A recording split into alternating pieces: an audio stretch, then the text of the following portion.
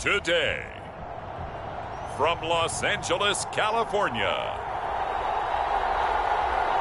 it's Week 5 of the NFL on EA Sports.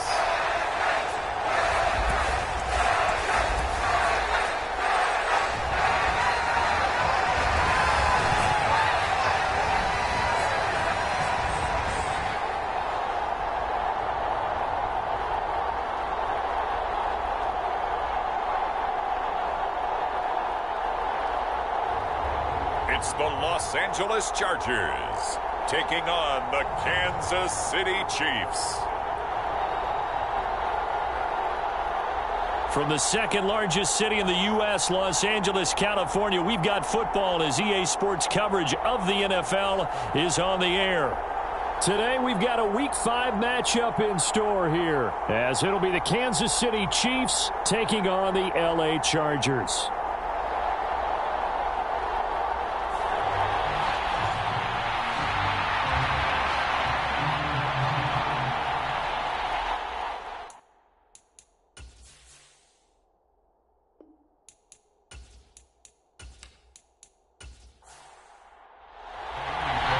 The first quarter of the season already in the rearview mirror, and off we go in Week 5 on EA Sports. Taken at the goal line.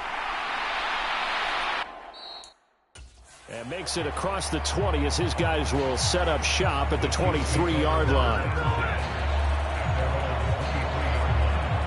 So here are the Chiefs now coming out for their opening drive. And they'll be led out by their quarterback now in his third season in the league. And I thought it was a really nice performance last week by him. 3 touchdown passes. I think that signifies exactly what he was getting done. He did have the 1 interception. But that's the ratio you say you're okay with, right? If you go 3-1, you're going to be pretty happy over the course of the season. And let's face it, he'll never blame the receiver publicly, but behind closed. And right away, he lost the football. And picked up by the Chargers. And his guys will take over at the 25-yard line. As you and I both know, one reason teams script plays to start a game is so they can practice them ahead of time. I will guarantee you that fumble was not in the script. You don't think they had fumble written next to play 1 there? No, that was never in the script because they want to have good memories when they go into a ball game, not something that could have gone wrong.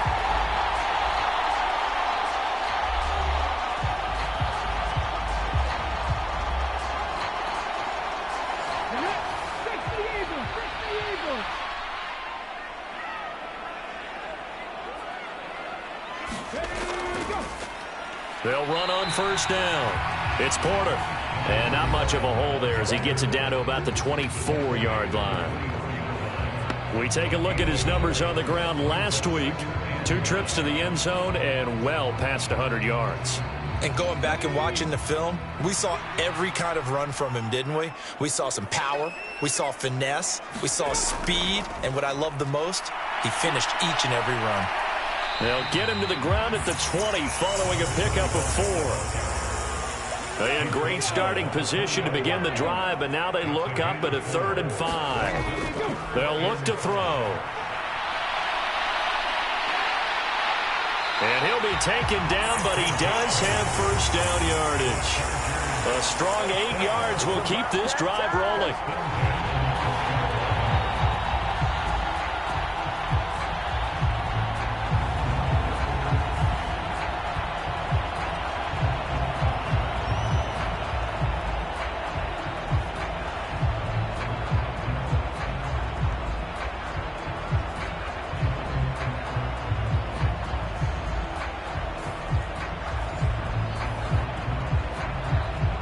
From down at the 12, it's 1st and 10. Up the middle they go. Porter down to the 6-yard line on a pickup of 6 as he gets halfway to the goal line. A quick burst there, and he nicely bit off a pretty decent gain.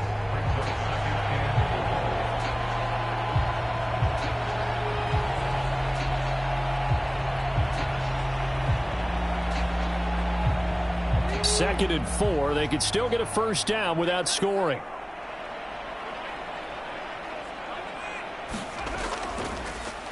They run behind center with Spiller. And the Chargers are going to be set up with a 1st and goal. He couldn't quite reach the chalk, but they'll have it at the 1-yard line. They'll try to run this one in. And that one blown up quickly, as he's going to be stopped before he could even get started. That's going to wind up a loss of a full 3 yards on 1st down. Defense really sold out there to stop the run. Understandable down near the goal line. Now on 2nd down, you have to wonder, might we see play action here and a flip right over the top?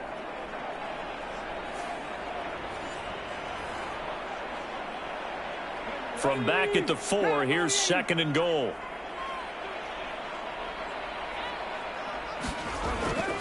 And they'll run again.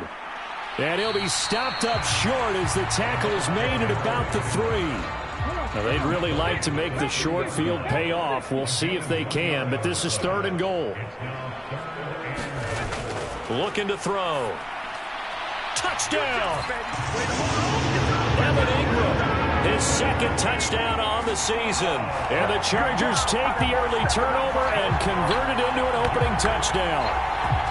You get down near the goal line, this is where having a sure-handed tight end becomes a luxury. And it pays off big time, especially when the defense sells out against the run.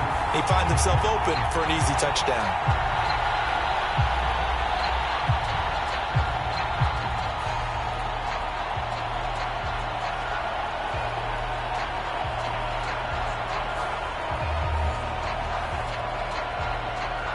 Kaimi Fairbairn on for the extra point.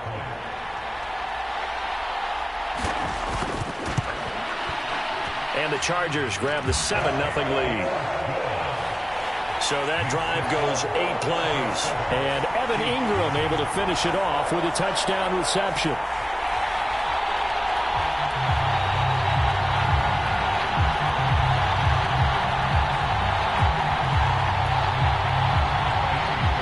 So after the touchdown, here's Fairbairn now to kick it away.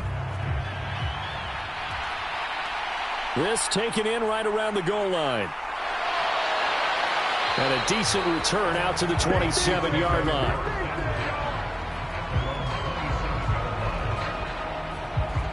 Kansas City taking the field for their 2nd drive. They had the fumble on the last drive, wound up leading to the opening touchdown. Now they'll try again here, 1st and 10.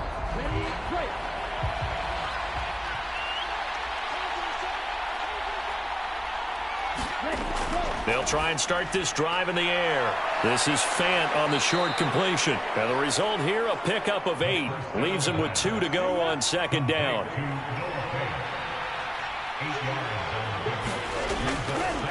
First carry of the game now for the Texas superstar, Bijan Robinson. And that's going to be a Chiefs 1st down as the tackle made just shy of the 40. The numbers for him from a week ago. A boatload of carries, 136 yards. And the way they ran the ball in last week's game has to be satisfying to their entire staff because they're seeing not just a back gain big yardage, but they're seeing an offensive line really in sync. On 1st and 10, it's Robinson. And he gets us to the other side of midfield across the 45 before going out. Nice play for Kansas City, picking up the 1st, 18 yards that time. The running game fully in sync, 1-11 on that play. And sometimes it comes from the offensive coordinator, understanding what he thinks the defense is going to do and dialing up the perfect play. Sometimes the quarterback, though, can look at the defense, realize he needs to change it to a run, and that gets it done in a big way as well.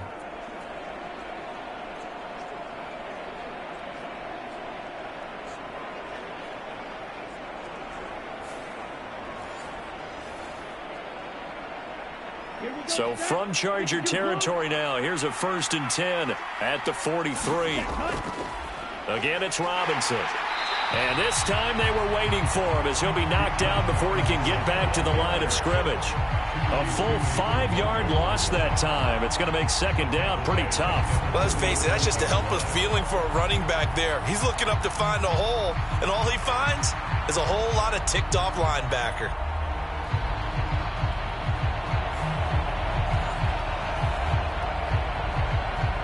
So a 5-yard run the other way in the wrong direction, and that leads us to 2nd and 15. Now they'll switch it up here and look to throw. Oh, he put it on the carpet, a fumble, and picked up by the Chargers. And his crew will take over at their own 45-yard line.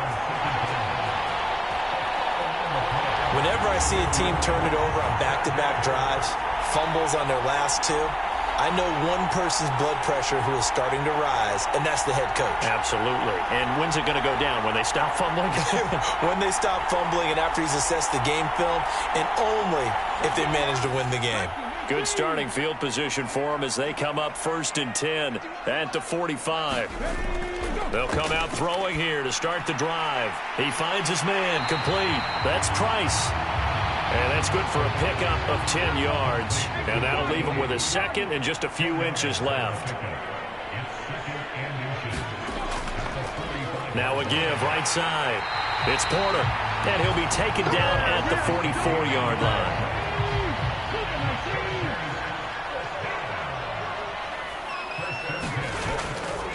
Running game working. They'll stick with it on 1st down. And he'll fight forward on the straight-ahead running for just a couple of yards. 2nd down.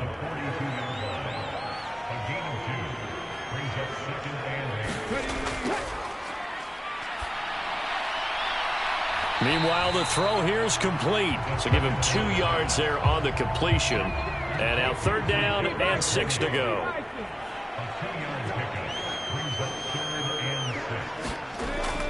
Now a shotgun snap as they'll look to throw. And that'll be caught by Tony. And they're able to stop him short. On 3rd and 6, they'll only pick up 4.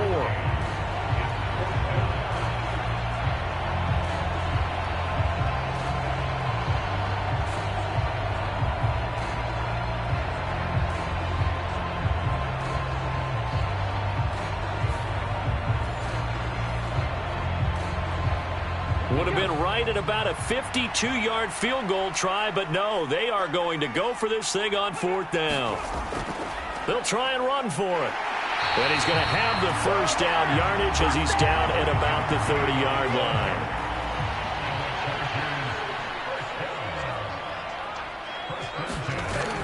line. Now back to throw. Pressure applied, and he's going to be taken down. They sack him back at the 33-yard line. Multiple players combined for their team's 1st sack of the game. They said there was a lot of discussion in their defensive team meeting room after last week's performance. They had 7 sacks. Something in the water. There's one in the 1st quarter. A lot of discussion, a lot of excitement because now everyone wants to get involved with this. Who's going to continue that process? Who's going to get to the quarterback this week? But they have to be careful. When you have that much pressure, they want to use it against you. Draws, screens, those types of plays. We'll see if they do that. 2nd and 13. And this throw incomplete. Now the defender all over him that time, but it's going to lead to 3rd down.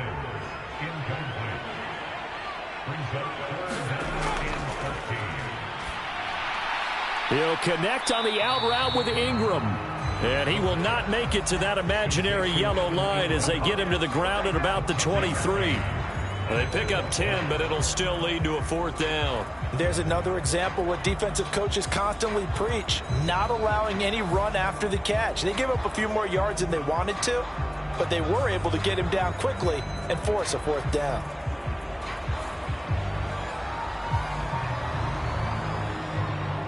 Now Kaimi Fairbairn for the field goal try. From the right hash, this from an even 40 yards out. The kick by Fairbairn is good, and that will extend their lead even further.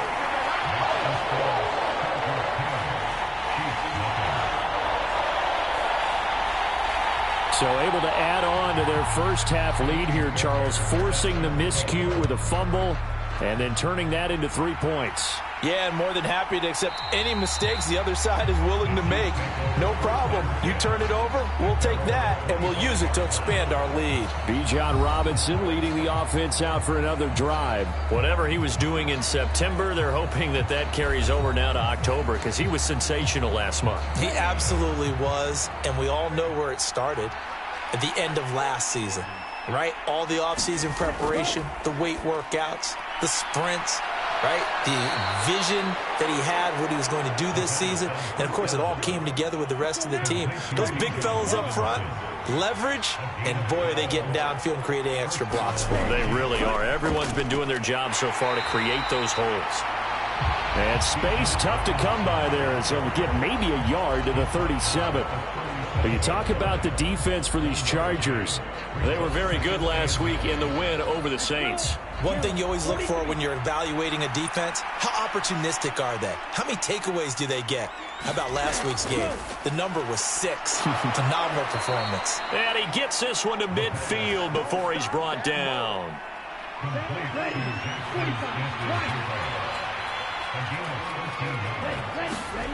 From the midfield stripe, they'll look to throw.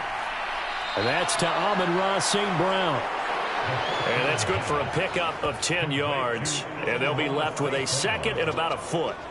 Well, this defense for the Chargers, they were very good last week in the win over New Orleans. And one of the key things you always look for when you're evaluating a defense is how opportunistic are they? How many takeaways do they get per game? And how about last week's game?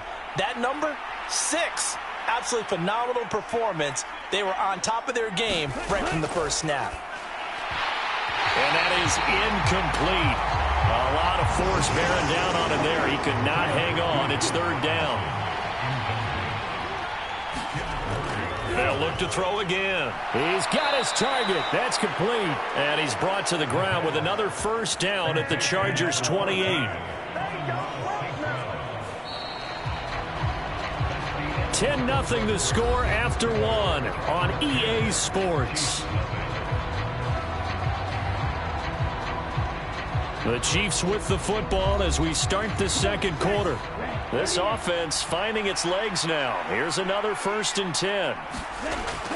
They'll stick with the passing game as he looks to throw. This is Fant on the short completion. So 5 yards here, 5 on the play. And it's second down.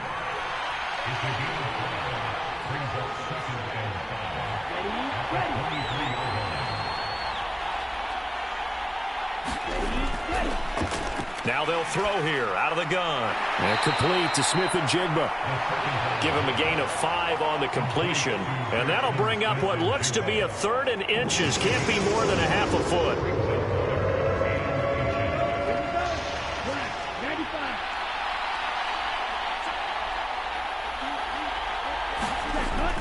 From the shotgun, he'll look to throw. Able to find the open man. That's complete. And the Chiefs are going to be set up with a 1st and goal as they get the conversion there on 3rd and inches. Down 2 scores already. I don't think these guys would be too enthralled with the notion of settling for 3 here. Very nice job of execution on 3rd down. Able to keep the drive moving.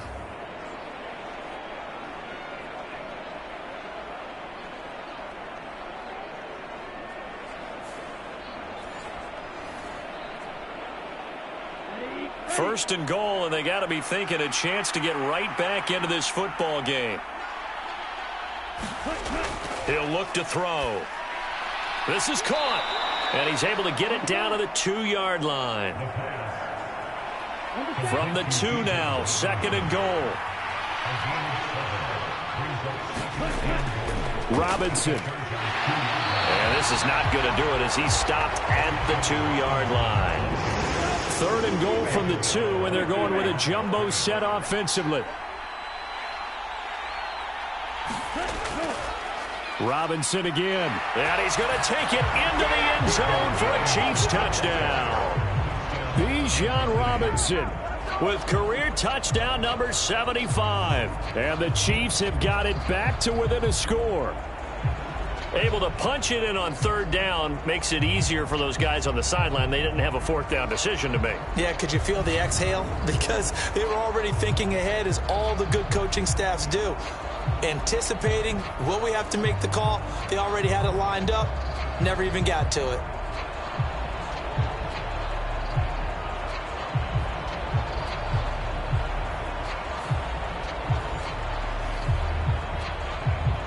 Extra point forthcoming.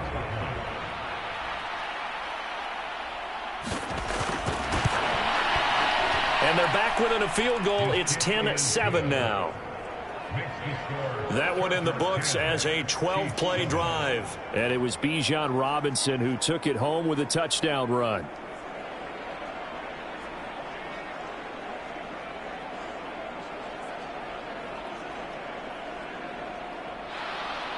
Out is the kickoff unit as they run up and send this one away. And he won't return this one. He'll go down to a knee, and they'll start at the 25. The Chargers offense now, they get set to head back on the field. And they are trying to create some separation within the division. And look, CD, I know that this is still the first half of the season, but this is a big matchup no matter where it falls because these are the top two teams right now in that division. And if you can build a bit of a cushion as you head towards the second part of the season, that allows you to survive the expected injuries, potential upset losses, all of those things, and still be in good shape. Ball on the 30. They'll come up with a 2nd and 5. Now a handoff up the middle. Porter. And they get him down, but not before he takes it across the 40-yard line. It's a gain of 11 and a first down L.A. After he cleared the line of scrimmage, nice little hole developed. Yeah, great blocking right there at the start. But how about his vision, finding the open spaces and letting his feet carry him to him?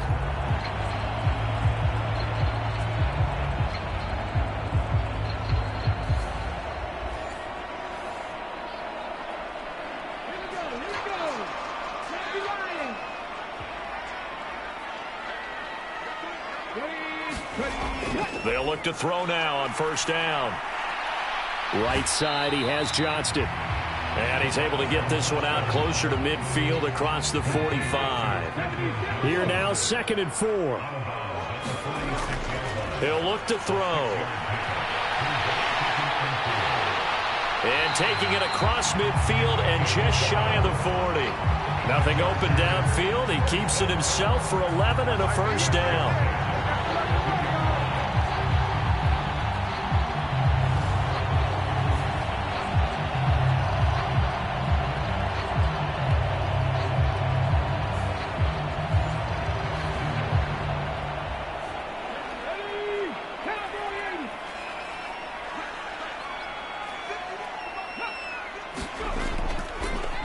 Up the middle they go. It's Porter. And he is met at the line of scrimmage, and he goes down right there. 2nd and 10. Meanwhile, this one knocked down in the backfield. It's incomplete. This offense so far on 3rd down, they've hit 2 for 4 thus far. This is 3rd and 10. Out of the gun, they'll look to throw. A short throw to Ingram, and he'll go out of bounds after taking it a little further down inside the 40.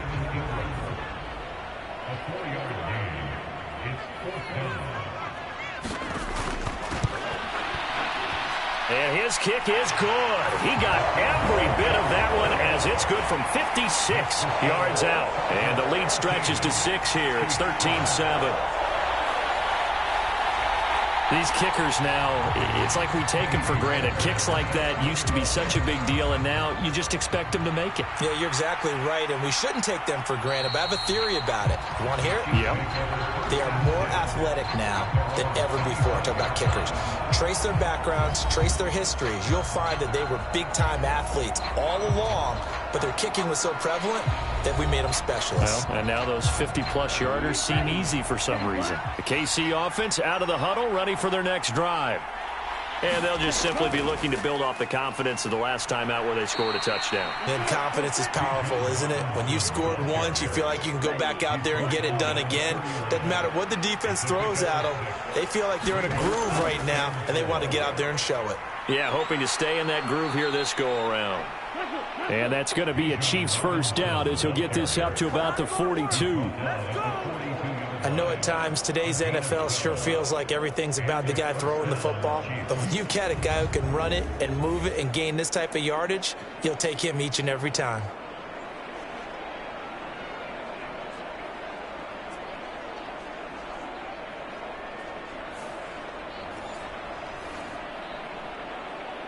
Here we go, set.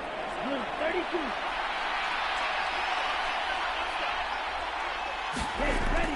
Robinson with another carry. This will be stopped about 2 yards shy of the marker. 8-yard gain, 2nd and 2.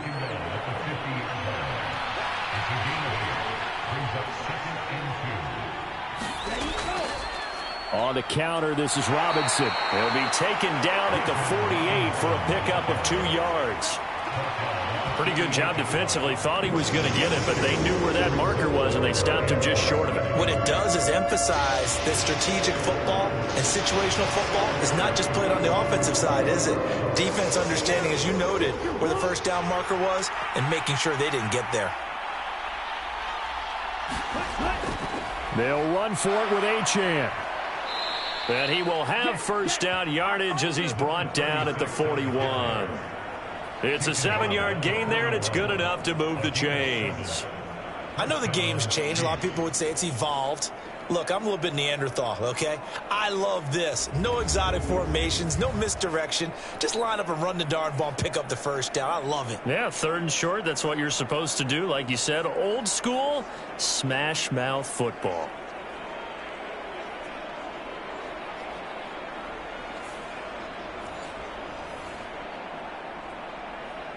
All runs on this drive so far. It's 1st and 10.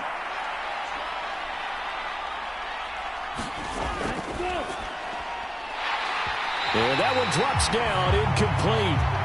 Good coverage there, forced the ball free, and it's 2nd down.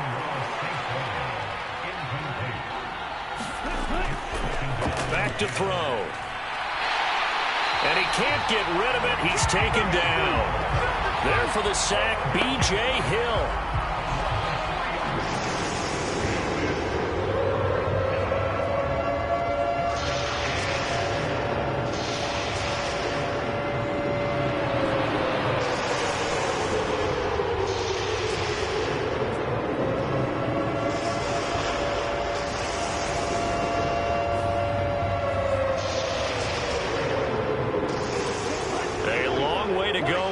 Third down for the 8th play of the drive. They'll drop to throw. Over the middle, complete. That's Robinson. And he gets it inside the 35 and just shy of the 30. Needed 13, and with a good spot, they got 13 and a first down. Well, they'll use him a lot out of the backfield. He had 5 catches a week ago, and he makes another catch here for good yardage.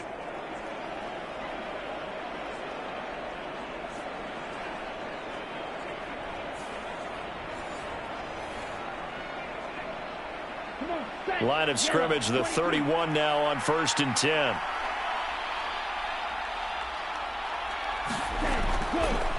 Off the play fake, he'll look to throw. And he can't find a receiver, and he's brought down. Aiden Hutchinson showing his strength and quickness there, a loss of 4.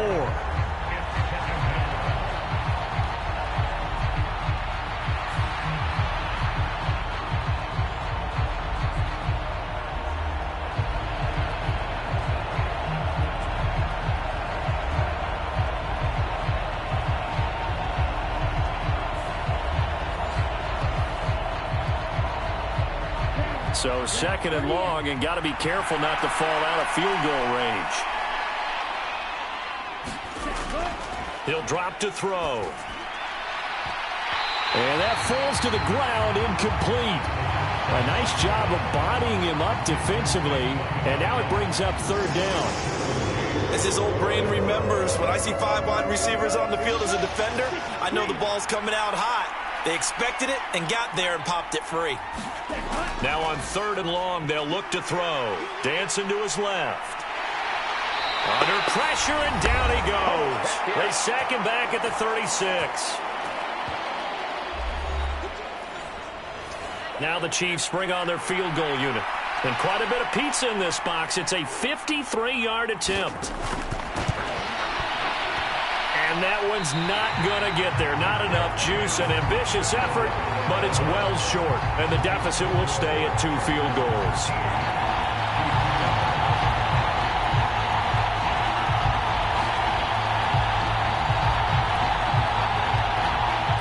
And the LA offense ready for this next possession. Last time out, you remember their drive stalled, but thanks to their kicker, booted a long field goal to at least get them 3. Now here they'll try to do better and find the end zone. And in our experience, how much fun is it for coaches to know that they've got a kicker who can nail it from long distance? Now, the hard part is, as an offensive play caller, you don't want that in your head too much where you're relying on it, and he goes out and gets the job done for them. But I'm quite sure he would be content to just kick extra points from here on out. Yeah, absolutely no question. I think his teammates would be okay with him just kicking the extra points as well. Got an open man. It's Pickens. And they'll get him down as he's inside the 40. Creeping up on a minute to play in this first half. On first down, he'll drop to throw. And he gets this one inside the 15, just a yard or two shy of the 10. And the Chargers going to signal for the first of their timeouts as they get the stoppage with a little over 50 seconds to go in the first half. They'll look to throw here on first down. That's complete to Tony. Down to the 6-yard line on a pickup of 6 as he gets halfway to the goal line. Now the Chargers will use the second of their timeouts as they get the stoppage with just under 50 seconds remaining in half number 1. 2nd and 4. Escaping the pressure right. And he's able to get it down to the 2-yard line. 5 yards on the scramble, and that's enough to pick up the first.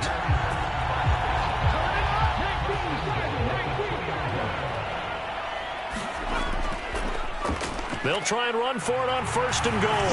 And he's in for a Charger touchdown. A great effort there. His 8th rushing touchdown on the year. And the Chargers will extend their lead in the final minute of the half. And this drive, Charles, very well timed as they score with very little time remaining in this first half. And I'm reminded that they get the second half kickoff as well, so they can break this one wide open before the other guys have a chance to possess the football.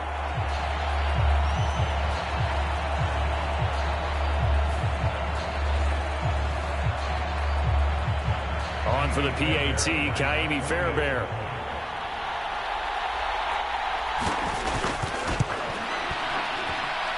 And the lead is now 13. So the drive there took 6 plays. And it's culminated by a 2-yard touchdown run. So after the touchdown, here's Fairbairn now to kick it away. And not wanting to risk anything here late in the half, he'll just take a knee and they'll bring the football out to the 25. The Chiefs going to go back on offense one final time in this first half. And with time quickly fading here in the second quarter, not sure how aggressively, offensively they want to play this. I think we'll find out just how much they trust their guys in this situation if they decide to take a shot. They'll come out throwing here on first down. This is Fant on the short completion. The Chiefs now going to use the first of their timeouts as they stop it with 19 seconds to go in half number 1. Back to throw now on first down. Middle of the field, it's Robinson. Now another timeout called for by the offense. So that means they're down to 1 remaining here as we head toward halftime. 2nd and 3. And on the left sideline, he caught it, but out of bounds, according to the head linesman. Incomplete, so the ball a little late getting there, and it's 3rd down. So the incomplete pass on the last play, and that leads us to a 3rd and 3. Again, he'll drop to throw. And that'll be incomplete with just 6 seconds left on the clock. The offense is not leaving the field. They're going to stay out and go for it on 4th and 3. They're going to try and throw. He'll let this go deep for Smith and Jigba. And it's incomplete. They cannot convert, and they turn it over. So we've reached the intermission in what right now is a 13-point game. As we'll send you back over to Orlando with our EA Sports Halftime Report, here's Jonathan Coachman. Okay, Brandon, thank you very much. More from you, too, in just a bit. But first, let's get everybody caught up with what's going on around the NFL here in Week 5. We'll begin up at Bank of America Stadium in Uptown Charlotte. And it's the Broncos who have the lead in the second quarter. The Broncos trying to hold on and claim victory. From there, we're off to check out another game. And they have the lead over the visiting New York Jets at halftime. Dak Prescott lighting it up. He's got 3 touchdown passes. Lastly, we head to Gillette Stadium in Foxborough to check on the Patriots. And things didn't go so well, as it was the visiting Raiders who come in and grab the victory. Joe Burrow, sharp in the victory, as his guys bounce back from a tough start to the year to claim victory number 1.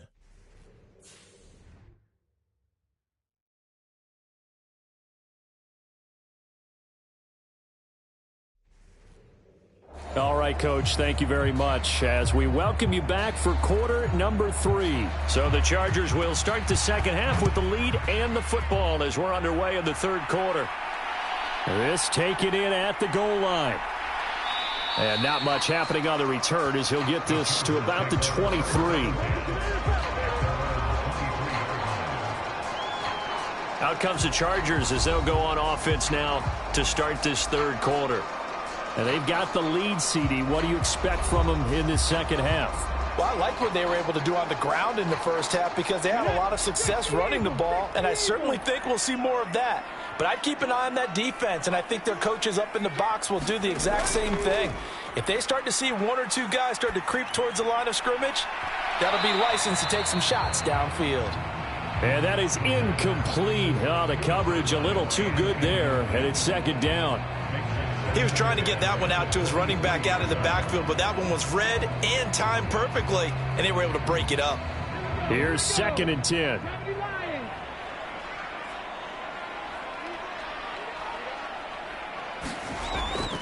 They'll set up to throw. Oh, he tries to force it in, and it's intercepted. And he will take this one home. It's a touchdown. So that potentially a turning point here this third quarter. A 2-score lead down to 1 now following the pick 6. And that had to be the message at halftime for this defense, delivered and accepted. We need to go out there and make something happen.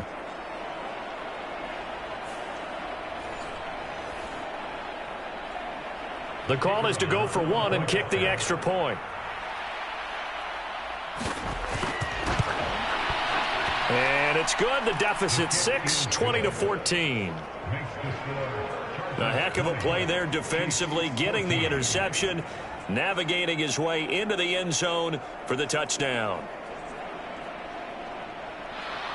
So they'll get another shot on offense following that pick 6, and now the kick is away.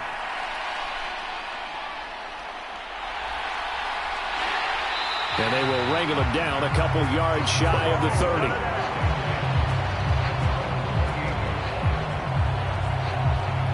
The Charger offense making their way back out there. Now remember, they were just out here a moment ago through the pick 6, so we'll see if they can take better care of the football this go-around. Yeah, and sometimes, partner, I think it's almost better that you just throw the pick 6 and you come right back out on the field. You're not over on the sidelines dwelling for it for very long. You're not hearing everyone say, oh, hey, you'll get them next time. Hey, don't worry about it. All that stuff just goes right out the window. You're right back out on the field with a chance to atone. Give him a couple on the carry there, 2nd and 8. You've got to be impressed by that defensive front on reps like those. They were not being moved off the line, kept their shoulders square, and gave their teammates time to fight to the ball and limit that gain. Ball on the 30 now. Here's 2nd down and 8. They'll set up a throw. Gonna throw right side here, complete. And he gets this one just shy of the 40. They'll mark him down at the 39.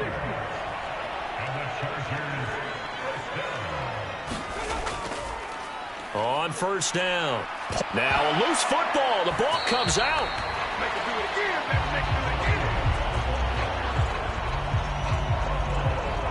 Wow, that ball gets knocked free, but a teammate comes along and scoops it up. It's almost like baseball. Guys at bat, people are on base in scoring position. One guy doesn't get him home. The next guy comes through and picks him up. And avoids the turnover.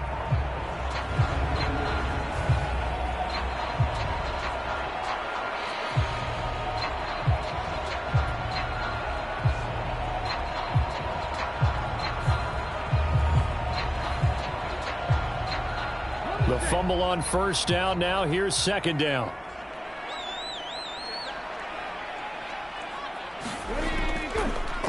Here's a play fake as they set up to throw. He's got it. It's Spiller. And he's out of bounds just before the midfield stripe at the 49. Here comes third and the length of the football. Now a handoff up the middle. It's Porter, and he is going to have the Chargers first down, at least at first glance, as they spot the football just beyond the marker. They find a way to convert on 3rd and inches. Brandon, they're still in the lead, but momentum's certainly been going the opposite direction. So to me, that's a really important pickup there on 3rd down. Try and regain some confidence, and you're right, they need to stem the tide a little bit. That certainly helped.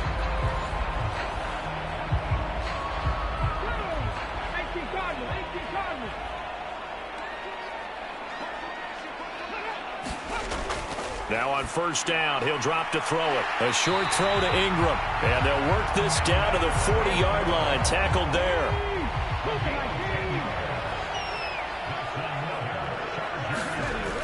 Back to throw here. Over the middle, that's hauled in by Tony. And brought down, but able to get it to their 30-yard line. 10 more there and another first down.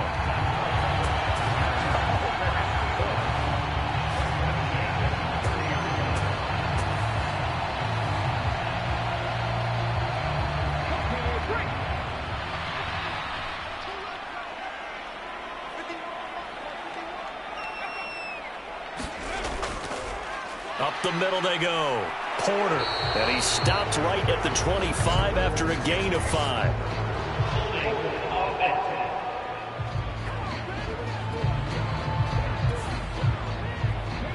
So that time they got the left guard with a hold. And let's face it, in today's ball, you might have that 330-pound guy you're supposed to clear out of there. You might need a little bit of extra help by grabbing the jersey and trying to ride him out. So the completion good for 7 there. And that'll bring up second down.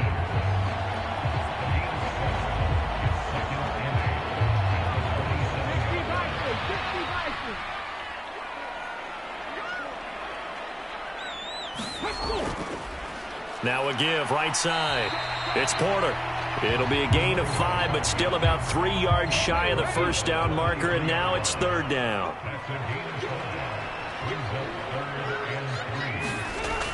They're going to look to throw.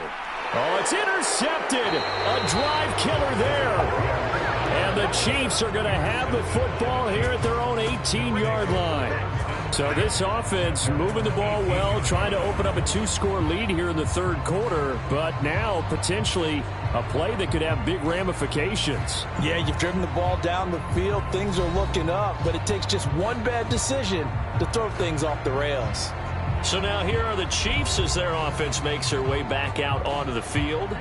Charles, still a 1-possession game. Remember, it could have been 2 after they opted to go for it on 4th down in their own territory. Didn't get it, but their defense holds strong, and so this is a huge possession coming up here. You're certainly right about that, partner, and a lot of people look at them going for it on 4th down as a failure when they didn't get it.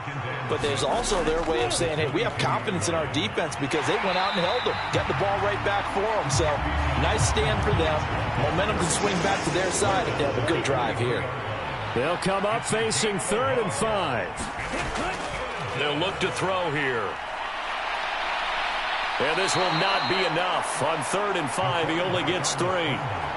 And defensively, they had an extra defensive back on the field, their nickel package, and it made a difference. All the receivers were blanketed, so he tried to run for it, but he came up just a bit short.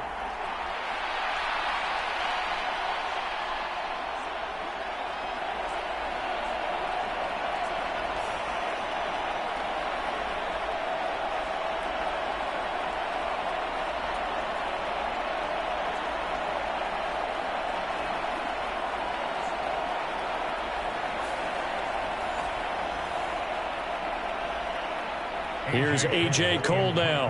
And surprisingly, this is the first punt of the game for either team. He was only asked to punt once in the victory last week as he sends this one away. It's a 40-yard punt, 4 yards on the return. And it'll be Charger football here as they take over. And now out on the field, here comes Los Angeles. And the interception last time on the opponent's side of the field, certainly not what they wanted. Put it mildly, that is so frustrating because that signifies there's a drive going on. You're in a good spot, great place to run some of your best offense. Instead, they turn the ball over. They turned the ball over last time. See if they can avoid doing it here. 2nd and 7.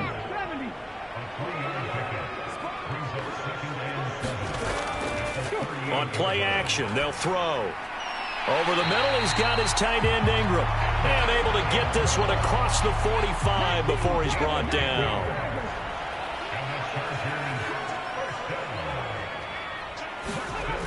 Looking to throw. Finds Johnston.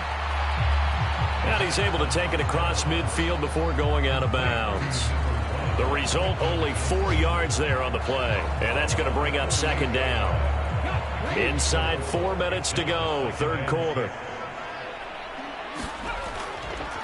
On 2nd down, it's Porter. And he'll take this close to a 1st down at the Chiefs' 44.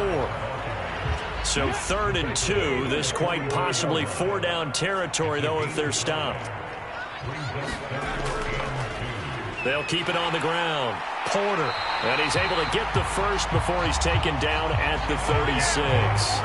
54 yards for him on the ground now on 18 carries. Well, partner, what do you think? Might have been 4-down territory if they didn't pick it up, but... Yeah, it's a moot point now. I was curious, so if they didn't get it there, would they have gone for it? I guess we'll never know. Yeah, we didn't have to make that call, but I have a feeling both of us would have said, go for it.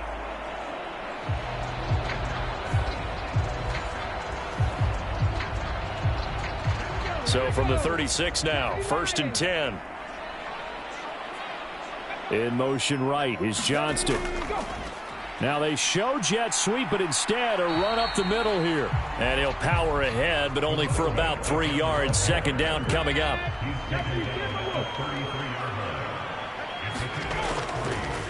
Now a handoff up the middle. It's Porter. Works his way inside the 30 on a pickup of 4. The 8th play of the drive coming up. It's 3rd and 3. They'll look to throw. He's going to get that to his running back out of the backfield. And he is going to have the Chargers 1st down by a couple of yards as they're able to convert here on 3rd and 3. That's a pretty play there coming out of the backfield, but as that back, you've got to be conscious of making sure you're securing the football. When you get out in open field, sometimes you get a little loose with it as you're trying to get up ahead of steam. Make sure you keep it close to your body because those defenders are trying to punch it free.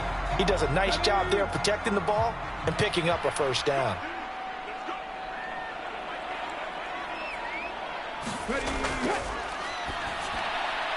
The throw on the quick slant going to be complete. And he's going to get a solid gain of 9 before being brought down. 2nd and right at a yard.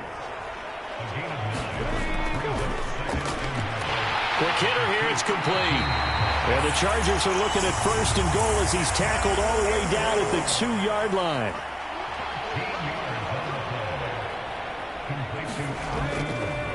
They'll try to run this one in.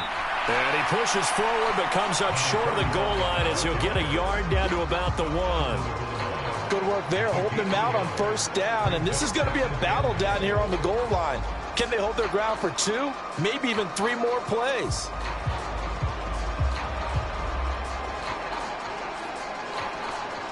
Second and goal from the 1.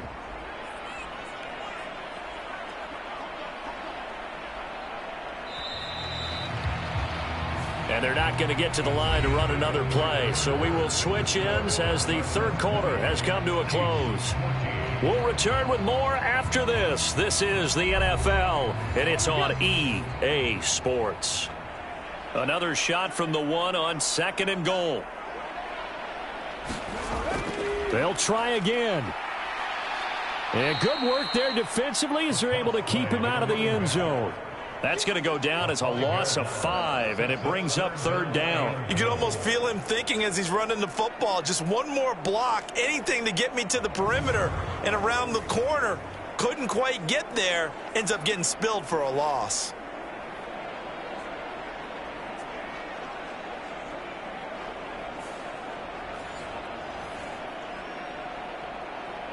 A lot of tired bodies on that field, but this is a big play, 3rd and goal.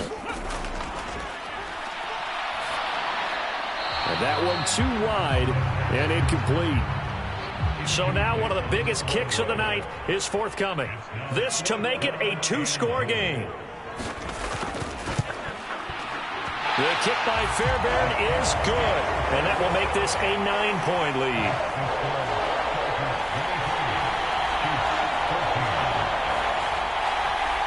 So that CD, an important one here in the 4th quarter. And that importance cannot be overstated. All eyes on both sidelines were staring that one down all the way. The significance is that they made it a 2-score game. Still lots of time left to go, but likely that was their goal at the start of the drive. Get 3 points, make it a 2-score game, and they were able to get it done. And now here comes Kansas City. And the complexion of this one has changed a fair amount. That last field goal made it a 2-score game, so they need to get points out of this drive relatively quickly.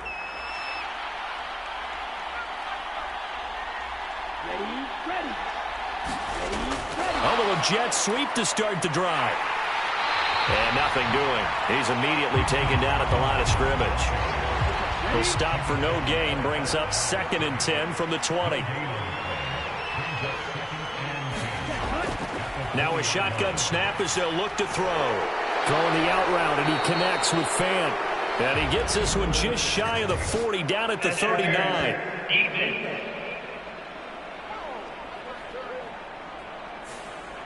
So the PI decline, and that'll give him a fresh set of downs. And when you scout tight ends, one thing you want to know, just how strong they are. And we saw it in evidence there. He was able to fight through all the contact and still secure the football. 2nd down and 8. Back to throw again. He finds his man, complete. It's Simon. And he'll be brought down, losing yardage back at the 40. Now they're staring at a 3rd and 8. That last play, backwards a yard. We'll put that one in the win column for the defense. Trying to contain tight ends in the passing game is so difficult nowadays, but they did in a big way there.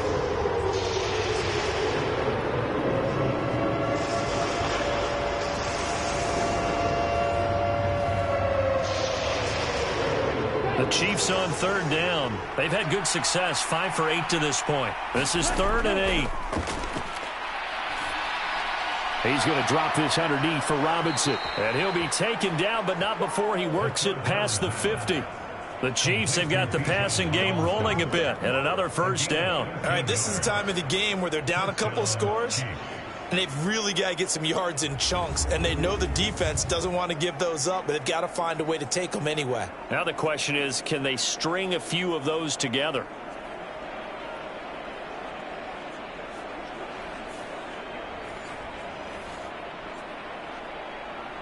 So from Charger territory now, here's a 1st and 10 at the 46.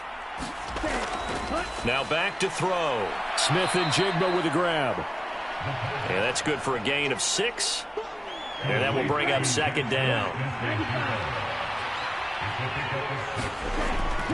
They run the draw here with Robinson. And a short gain there down to the 37-yard line. This will be the 8th play of the drive, and it's 3rd and inches. The play-action fake. They'll look to throw. And he can't find anywhere to go with it, and he goes down. It'll be a sack and a loss of 3, but more importantly, it brings up 4th down. Thought they'd run the football there on 3rd and inches, decided to try to pass it, and obviously it did not pay off. Yeah, that is conventional wisdom. You don't have far to go to pick up the 1st down. I wonder if they overthought it a little bit. Thought maybe they'd catch them napping and get a big play over the top. Instead, the sack occurred.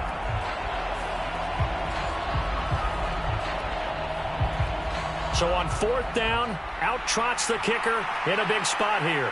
They'll spot it at the 47, so call it a 57-yard attempt. And this is off target to the left. Didn't get there anyway.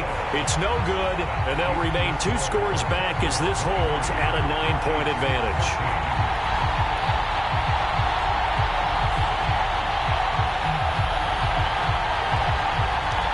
Comes the Chargers offense now back out onto the field.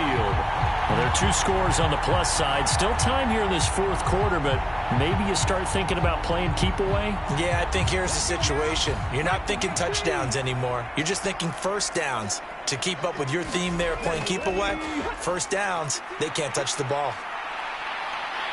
And a strong run that time as he's across midfield and down to the 43. It'll be a gain of 10 to start the drive out by a few inches. That'll be a first down. Anytime you hear the term an explosive run, most teams I know define that as any run over 10 yards, and they got that and more. How about a lot of credit for the big guys up front? That offensive line firing out, creating plenty of space, and a big run ensued.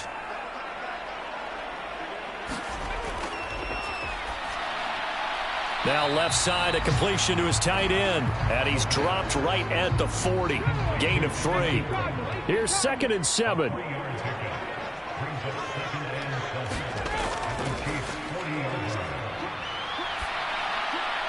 Now this one complete downfield on the left side. And he'll be brought down with a first down as the tackle's made at the Chiefs' 16. A really nice gain of 25 yards.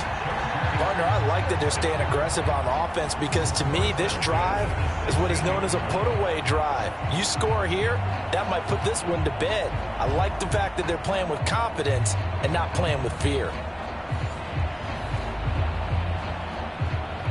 So the ball down to the 16 here for 1st and 10. Up the middle they go. Porter. And he is swallowed up right at the line of scrimmage. Now a 2nd and 10.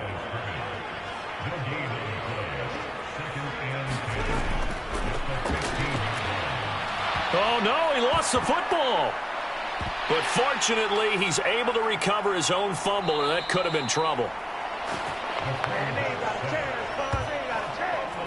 Fortunately for him, that ball stayed close so that he could recover it on his own. And you know the prayers that were going through his head as the ball escaped from him? How happy was he at the end of it when he found the football again, able to retain possession?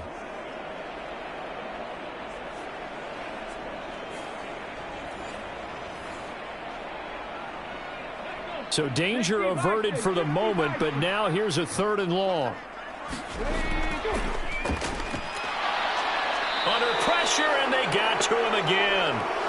Myles Garrett in there to get him, and on the season now, that is 9 sacks for him. Brandon, what I remember most about playing with guys who knew how to rush the passer, they would just tell you, just cover people for me, just long enough for me to get there. And that's exactly what happened on that play.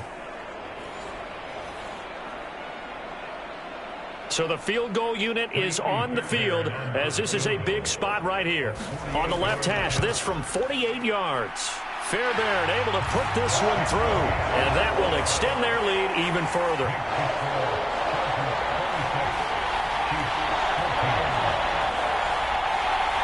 So they settle for just the 3, but clearly right now anything helps trying to salt this one away in the 4th. Without a doubt, obviously a touchdown probably would have been the final nail to finish this thing off, but it's still ate up time, got points. So while it's not mission accomplished, it's darn close.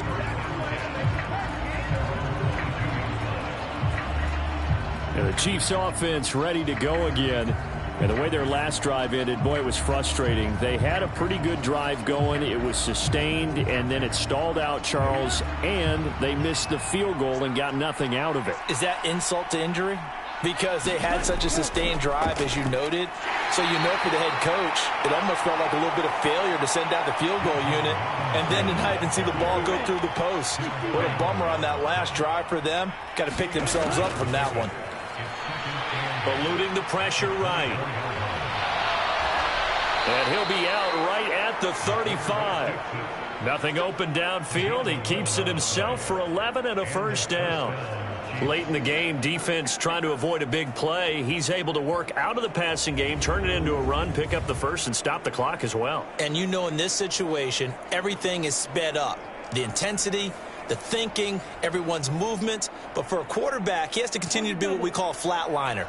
Level in everything he does and read the clock, feel it in the pocket, and go at the appropriate time. Straight ahead, it's Robinson. And he's going to take this ahead for right around 3 yards, but no more than that. Second down.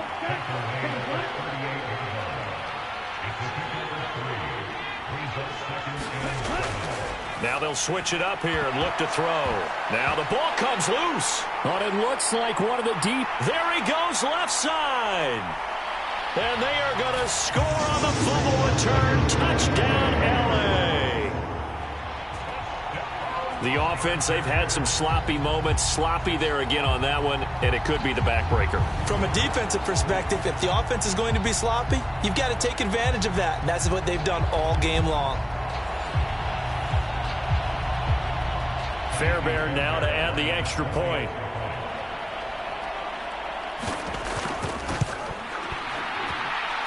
And that one makes this a 19-point game.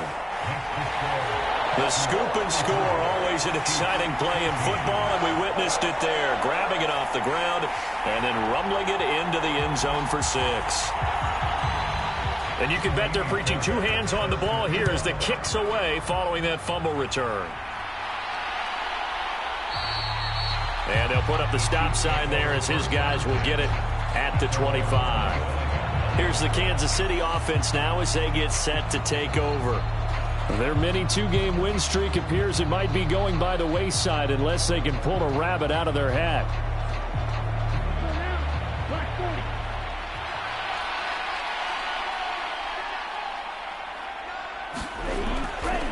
Now a play fake here on first down. That is incomplete. An incomplete pass leads to 2nd and 10 from the 25.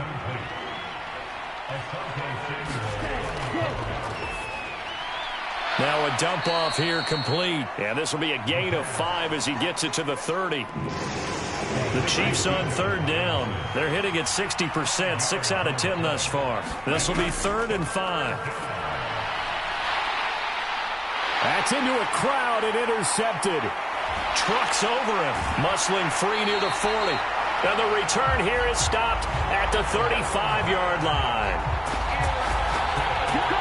Well, time, certainly not on their side offensively. They had to take some chances, but that interception will further hinder their already slim chance at victory. Yeah, and you're talking about time not on their side, but it certainly is on the defense's side, and they understood that. They knew they had to press it a little bit, and they planned accordingly, and what a benefit for them, able to pick that one off and hopefully put this game away.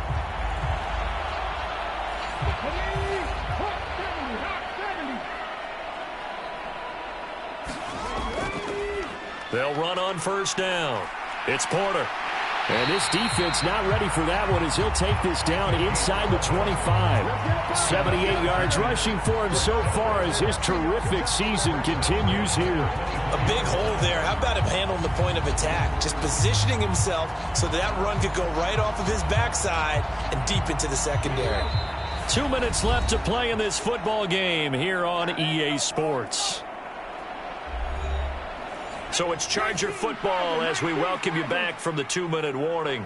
And no doubt what they're looking to do is just salt away the final couple of minutes and escape with a win. And he'll power his way forward for about 4 yards there on the first down carry. On any running play that's called, they're always hoping that it's going to break big and go the distance. But when you get a nice game like that, you're able to do so many things anyway. You can come back and run essentially the same play again, continue to move the ball on the ground, or you can decide to throw the ball now because usually you have the defense back on its heels. On second down now, it's Porter. And brought down, but not before they get it inside the 10 to the 7. It's a nice pickup of 12 yards, and it gives him a 1st and goal. I'd sure love to offer some advice to the defensive coordinator, but his guys are just getting run over by an offense that's executing like a well-oiled machine.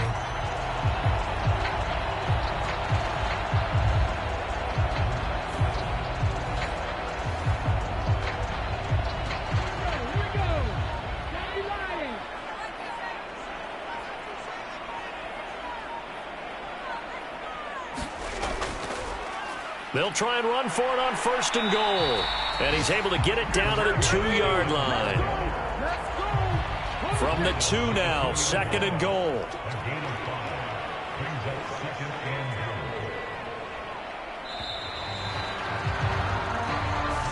So this one's over. It's in the win column for the LA Chargers. So they came in here facing a very tall task, going against the NFL's #1 ranked defense, but they got the job done. Charles, really an outstanding performance. They certainly showed that they weren't going to be intimidated, didn't they? They took out the best defense in the NFL today, took it right to them, and that's against a group of guys that is used to shutting people down. To me, this is going to be a signature moment for this team season. So for LA, they improved to 5-0 now on the young season. So that'll do it for us. For Charles Davis and all our crew, I'm Brandon Gaudin. You've been watching the NFL on EA Sports. From Southern California, so long, everybody.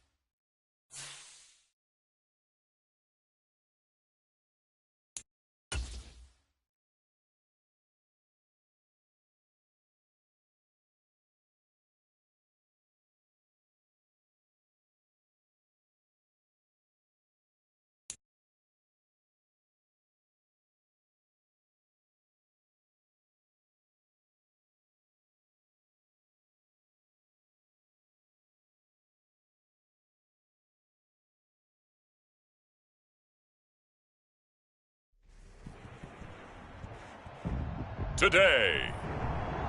It's Madden NFL football. It's week 5 of the NFL on EA Sports.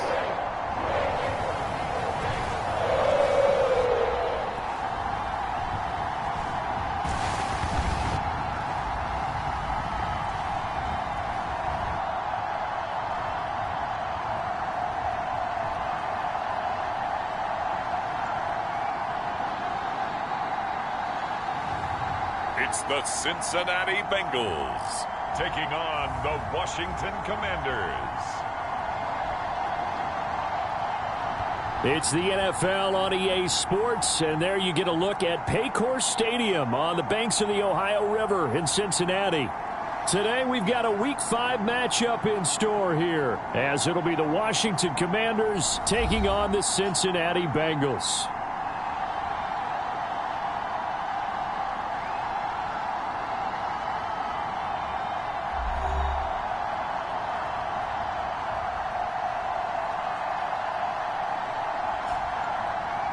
Hi again, everyone. I'm Brandon Gunn. To my left, Charles Davis. And, Charles, you focus on this Bengal team entering play. It's been all systems go in this first month. They're off to a 4-0 start. And it's got folks believing that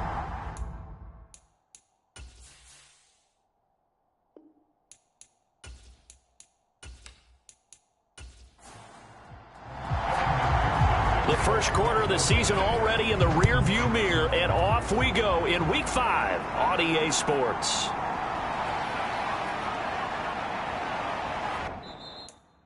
And a good return as he'll be stopped just shy of the 30-yard line.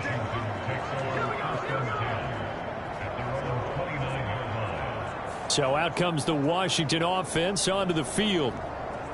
And leading them out there, we get a look at their 6'3" quarterback. And he's playing at a very high level here in this early part of the season. In fact, he leads the NFL in passing yards. Now, that's not always an indicator of success, but in his case, it is.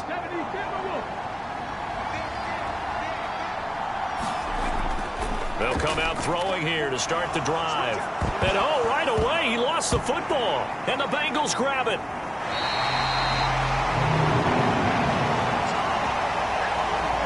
To put it mildly, that is not the way anyone wants to start off a game. You fumble on your first offensive snap.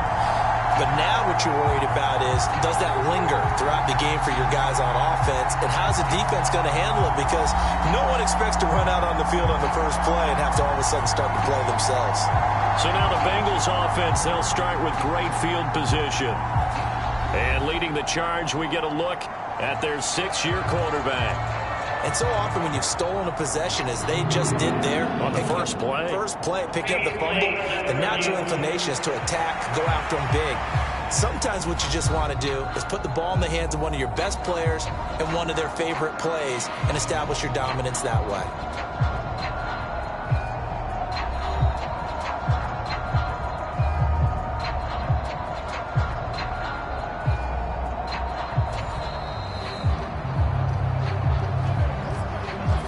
So that one overturned. They say the knee was down, and that will not be ruled a fumble. 2nd and 2. That's to the tight end, Laporta. Second catch for him today, and it'll wind up a first down. Well, they told us that he was just going to be a bear to defend, and usually tight ends are, Charles, but he's no exception to that rule. His second catch of the opening possession, and it gets him a first down. Yeah, and they certainly saw something on his earlier reception. He went back and reported what he found. And one of the things about him, he's like a wide receiver to me, Brandon. He has a great sense of space and understanding where defenders are. Well, we talk all the time, Charles, and it kind of gets cliche about the hands that he has, but really it's the truth. They're, for a tight end, some of the best hands in the game. Now a second down throw for the end zone, but it's incomplete. And that might have been a situation where even though you don't hit on the deep throw, you at least put in the defenders' minds early in the game that we're going to press the ball deep against your secondary. And that can have a ripple effect on how they function throughout. They head to the line facing a 3rd and 7 following the incompletion on second down. They'll stick with the passing game as he looks to throw. And they're well past midfield, just a yard or two shy of the 40. The Washington passing game dialed in now. It's a first down. And the pocket's been protected pretty good here so far on the opening drive. We always talk about confidence in runners and catchers and quarterbacks. How about the protection detail? They're not allowing anyone near the guy throwing the football. So they'll come up in Bengals territory now with a 1st and 10 at the 41. They'll look to throw again. Over the middle and taken in by Laporta. And they'll get him down after a pickup of 8, 2nd and 2. They run for the first time here with Rachaad White. And he will lose yardage back to the 34-yard line. He'll lose a yard on the play, so now they need 3 yards on 3rd down. You talk about this Bengals defense.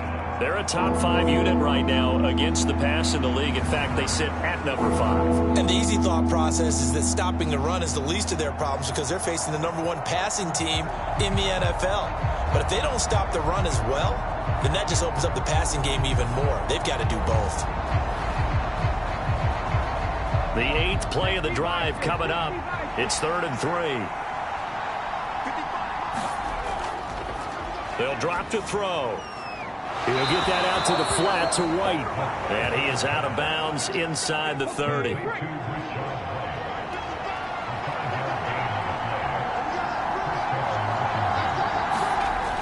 First down, here's White. Might have gotten this one down to the 28, and that's all. They work now on 2nd and 9.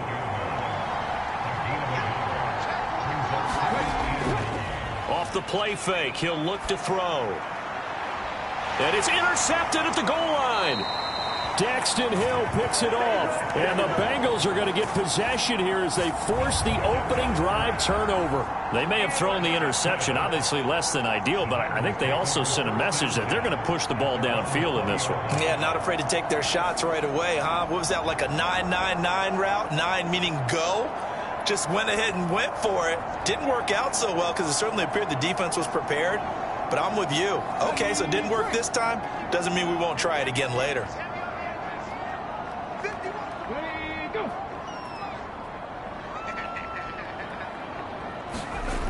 They'll try and start this drive in the air. He has it complete to Christian Watson. He's got this almost to the 40 before going out. First play of the drive, a success, 19 yards.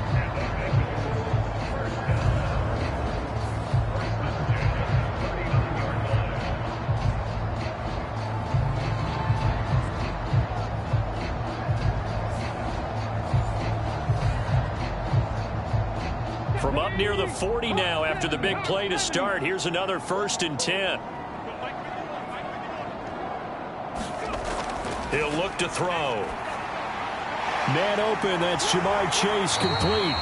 And he'll be taken down, but not before he gets into enemy territory. The numbers a week ago for Chase. 7 catches, 92 yards, and a touchdown. And he was able to haul that pass in there, but he knows he's got a tough task ahead of him. This unit in the top 5 in the NFL against the pass. He's going to have to really work hard to get open.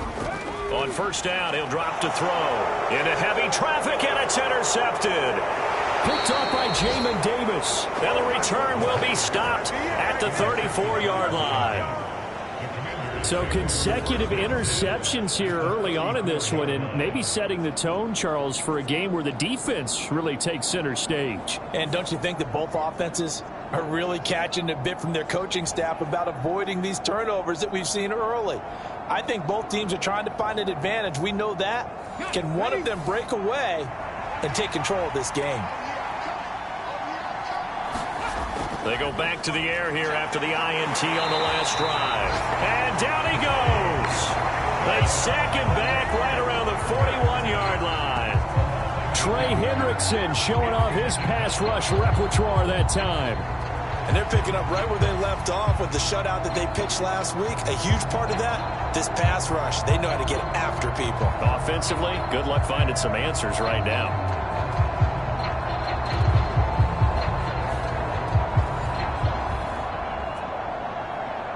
Got to imagine the pass rush will be equally intense here on second down following the sack. It's 2nd and 18. Now a throw here to his running back. And he works it to the 30-yard line here, right at the 30. In danger of squandering their great field position as they come up on a 3rd and 7. He'll look to throw. Work in the middle of the field, and he's got a man complete. And he's going to have a Commander's first down as they're able to get the 3rd down conversion. Nice job there of utilizing his big target, and he didn't overthink it. Understands the catch radius, understands that he knows how to use his body to keep defenders away from the ball, and puts it right out there for the nice pickup. Here we go. Thank you, Ryan.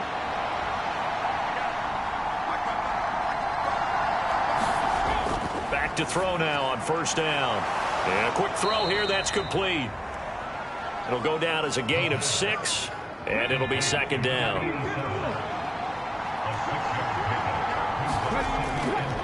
Now a give up the middle. This is White. Shrugs him off. And the stop will come inside the 5 at the 4. 9 yards on the play there, and it sets him up 1st and goal. He wanted that end zone. Powerful running, but he couldn't quite get there. And that's going to really make him upset. And right now, there's no way he's letting a coach take him out of the game. He's going to want the ball again, so he actually does get into the end zone, hopefully on his next carry.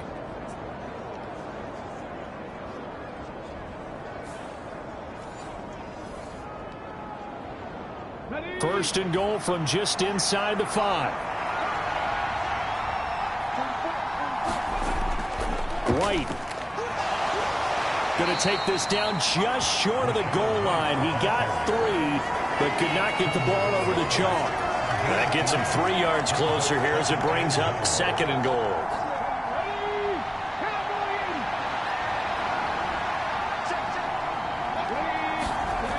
Walker. Oh, he's going absolutely nowhere as he is hit behind the line. It's a loss of 4. Now 3rd down. I don't know if there's any other way to put it, but that play was blown up right from the snap. How about the guys on the defensive side of the ball?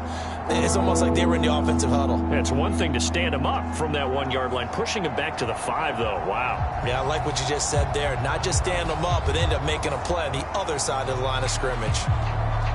Now from back at the 5, this is 3rd and goal. He'll drop to throw. Toward the pylon, but it's incomplete. Now on comes the Washington field goal unit.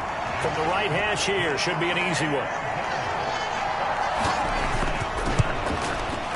And his kick is good. And the Commanders get out to a 3-0 lead.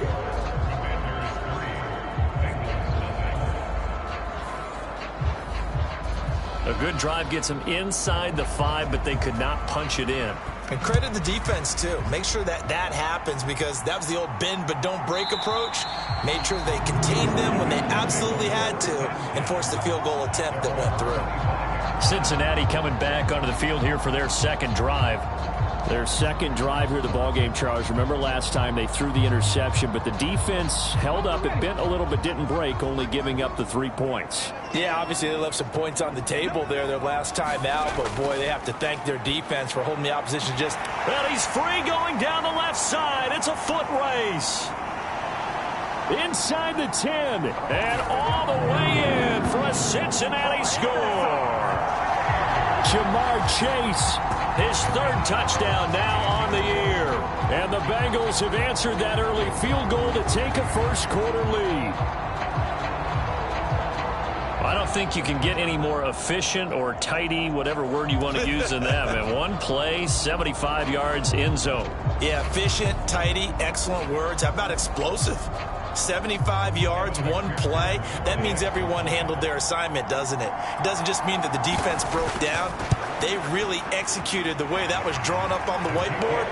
Big-time play, big-time result. Extra point by McPherson, up and good. And that makes it a 7-3 lead. After the touchdown, McPherson on to kick this one away.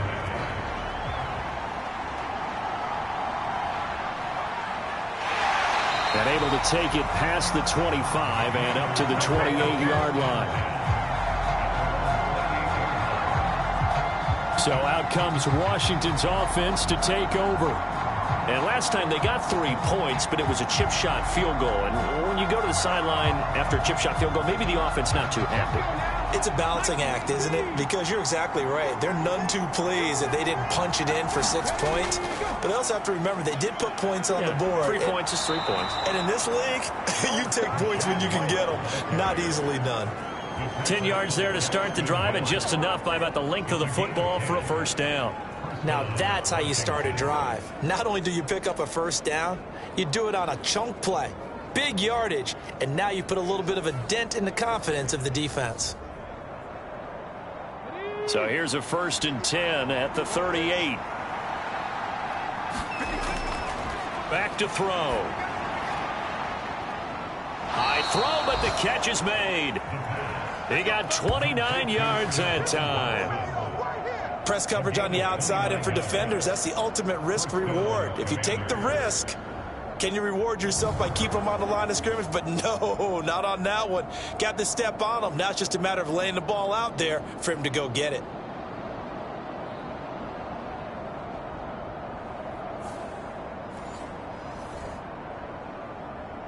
So they'll come up in Bengals territory now with a 1st and 10 down at the 33. They run straight ahead here with White. Stops short of the 25, but that second effort got him a couple extra. This 2nd and 4.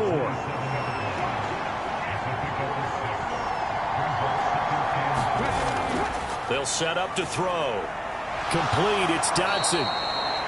And they just keep marching right along. First down on a pickup of 8 there.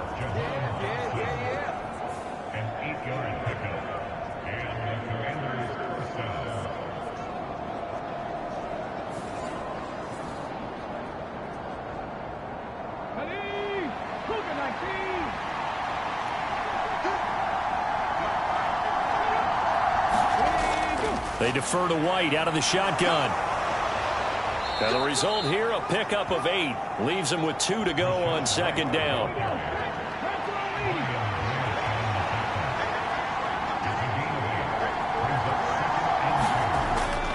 They'll set up a throw. And he lost the football. And this is taken into the end zone. A fumble recovery and a Cincinnati touchdown. Oh, backbreaker. That'll drive the coach, the offensive coordinator, just crazy. You get it all the way down there in the red zone, can't capitalize. Instead, they go the other way on the fumble return for a touchdown. How about the aggressiveness of the defense, though? They're not about to just fall on a fumble, are they? Scoop and score is their motto, and they just did it. Out there set and ready for this next drive, the Washington offense. Last time out, remember, they fumbled the football. That led to the touchdown. And, Charles, they were in the red zone, so that's a backbreaker. They got to try to pick up the pieces here on this drive. Yeah, and I actually started to do the math here, so be patient with me. 12-point swing is the way I calculate it, because not only did they drop the ball in the red zone, they watched the opponent score a touchdown right after that. So their goal, have a drive here and try and get some of those points back. From the 22, here's 2nd and 8. Out of the gun, they'll look to throw. A little short pass here taken in by Laporta. They follow up the gain of 2 with a gain of 1 that time. And this offense on 3rd down today, they've been good, 3 for 4 thus far. This is 3rd and 7. The Bengal pressure gets him that time. Down he goes. Max Crosby, he's the culprit, and that is now his 13th sack of the season as his great year continues. He was superb a week ago, 3 sacks in that affair. Now 1 here in the 2nd quarter. Well, how about our conversations this week? With him, it was pretty simple. He said, I've got a few combinations I can try it out they haven't seen yet. And on the flip side, they thought they had a plan to block him. Might need to come up with something else because he looks like he's getting loose now. Punch, counter punch. He punted 4 times in the loss last week as he gets this one away here.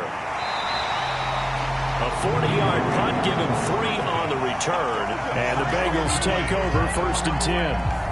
Jamar Chase hoping to be at center stage yet again as the offense returns to the field. He's delivered a solid performance so far here in the second quarter. Everything has been good for him. And right now, if you're on defense, you don't want it to go to great.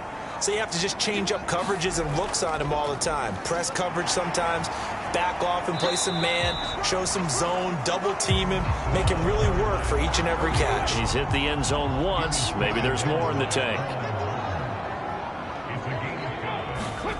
2nd and 5.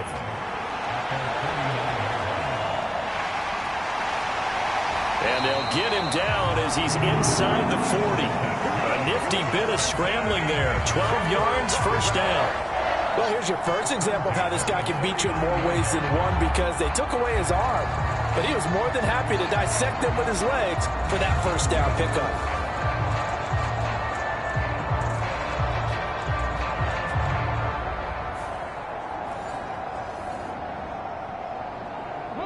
So from the 39 now, they'll come up on a 1st and 10. Back to throw here. And this turns into a nice gain with a slide at the end. Nothing open downfield. He keeps it himself for 11 and a first down.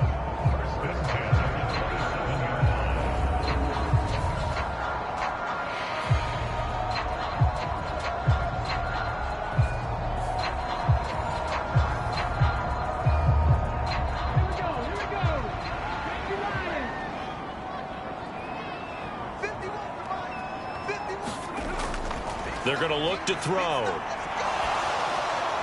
That's taken in by Watson. And they've got it inside the 10 at the 8. Another nice gain. That's now 30 yards between those last two plays. I think it all came together there. In-breaking route, drove it with excellent pace. Money throw right there to move the sticks.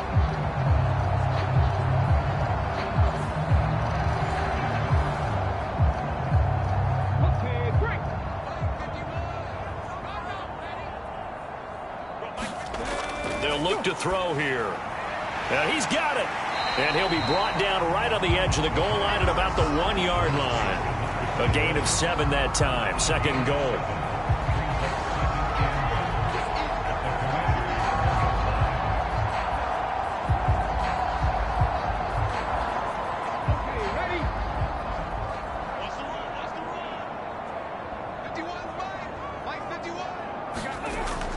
Williams is not going to get in. In fact, he'll lose a couple of yards back to the 3.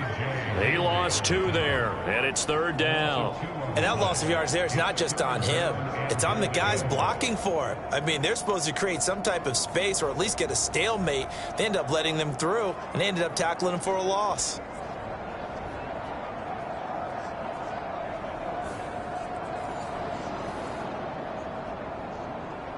They've been denied touchdowns in the red zone twice already. Here comes 3rd and goal.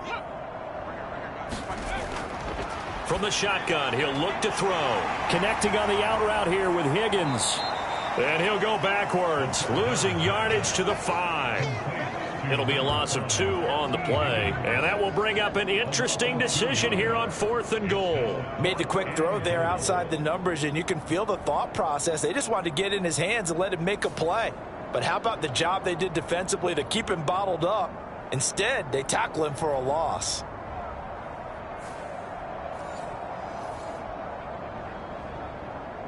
So on 4th down, on is Evan McPherson and the Bengal field goal unit. From the right hash, and this one just a chippy. McPherson's kick is good. And they push the lead up to a touchdown now at 10-3.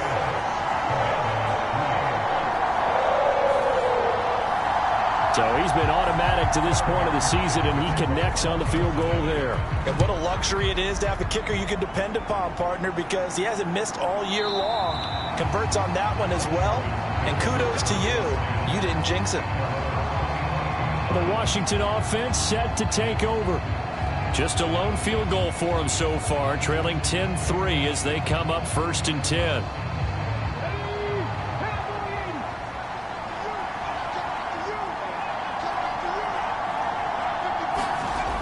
Now they'll throw here out of the gun. This will be taken in by Michael Pittman.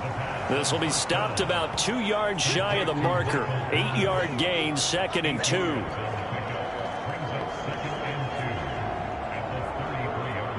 Here's a 2nd and 2 now from the 33.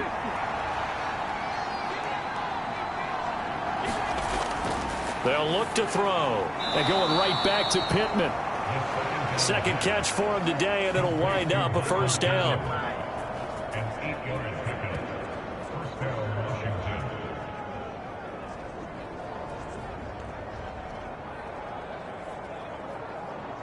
Let's go now.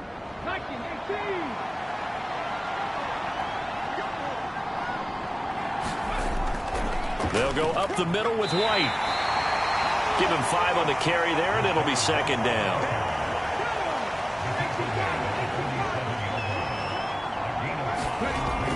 They stay on the ground with White. And across midfield he goes and into Bengal territory.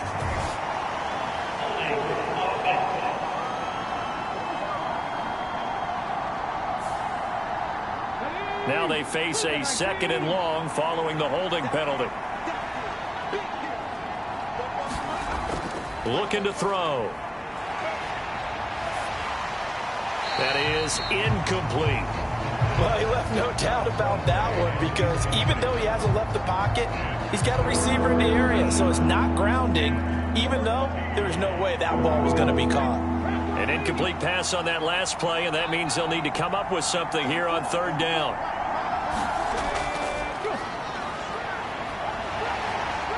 Buying time to his left. And taking it across midfield and inside the 45.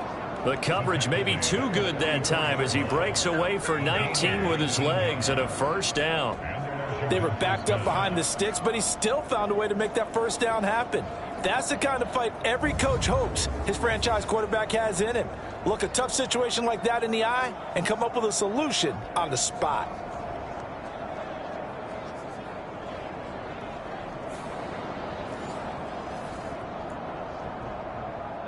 This offense finding its legs now. Here's another 1st and 10. On a handoff, it's White. And to the 36-yard line, taken down there after getting 8 yards. 2 yards to go, 2nd down.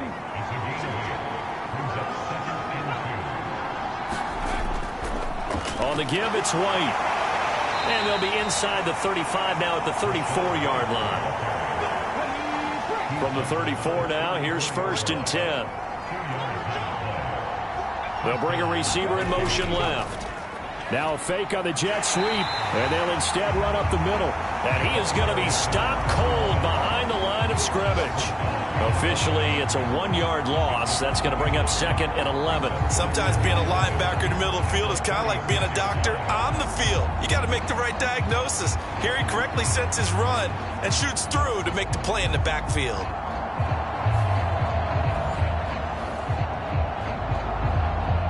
Maybe just a slight detour on what's been a strong drive. Here's 2nd and 11. Running out of the gun with White. After getting stuffed on first down, not much better there. 2-yard gain.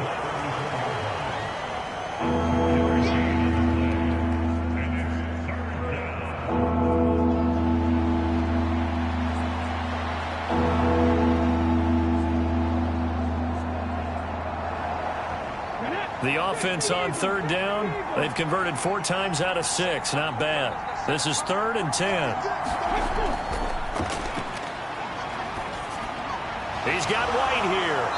And they will stop him short. They get him to the ground at the 27. No first down.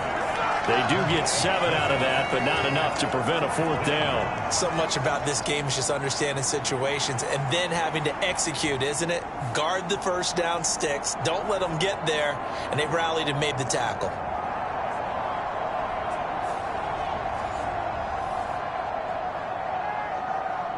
The commander's going to bring out the field goal unit. He hit his first one. This from 44 yards out now. And his kick is right there. It's good, and that'll bring him back within 4.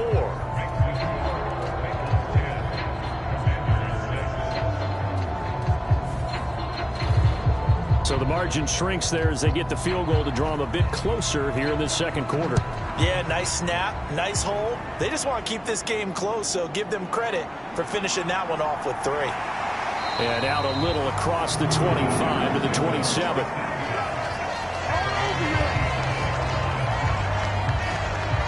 Cincinnati now ready to take the field. And they're not going to play this conservative, I don't think. They had the field goal last time, and they're up, but they're looking to put a drive in the end zone. Oh, I agree with you totally. No one goes out on the field and says, all right, let's just settle for 3, except in certain situations, trying to ice a game, that sort of deal. Most of the time, it's end zone, and that's what you're thinking, and I believe that's exactly what they're thinking as they begin this one. Yeah, no quarterback ever goes out there saying, hey, let's get 3, right? Not one that I've ever met. 2 minutes remaining in this first half of football.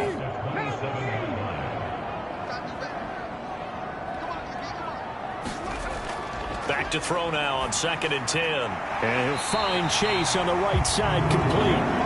And they're able to get this one across the 35. So here's a 1st and 10 at the 38.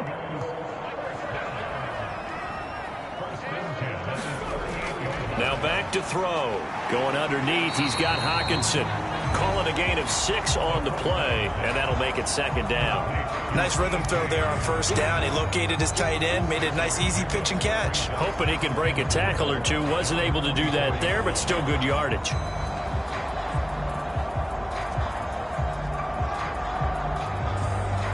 From the 44 now, here's 2nd and 4. The throw over the middle, taken in. And he'll be taken down, but not before he works it past the 50. 10 yards there and a Bengal first.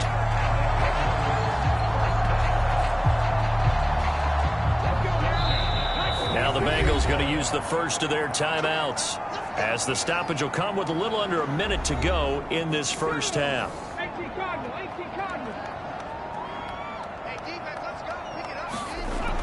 Back to throw again. And he whips that one incomplete there.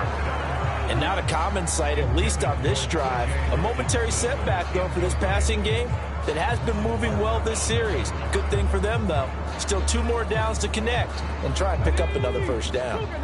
After the incomplete pass, here now is 2nd and 10. Again, he'll drop to throw.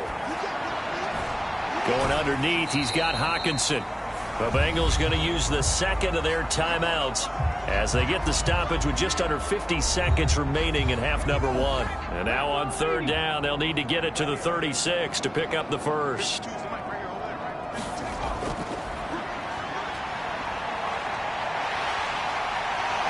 Gets around him. And they're going to have another 1st down here as the tackle's made at Washington's 31-yard line. They pick up 12 on the play there, and they move the chains.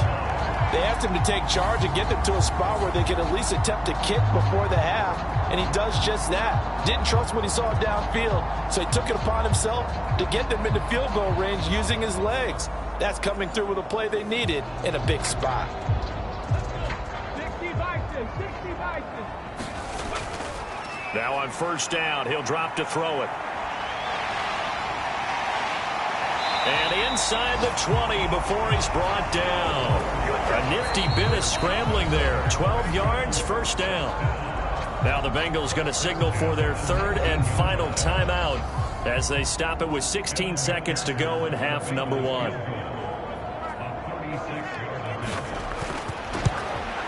McPherson's kick is good. And that'll open the lead up to a touchdown now at 13-6.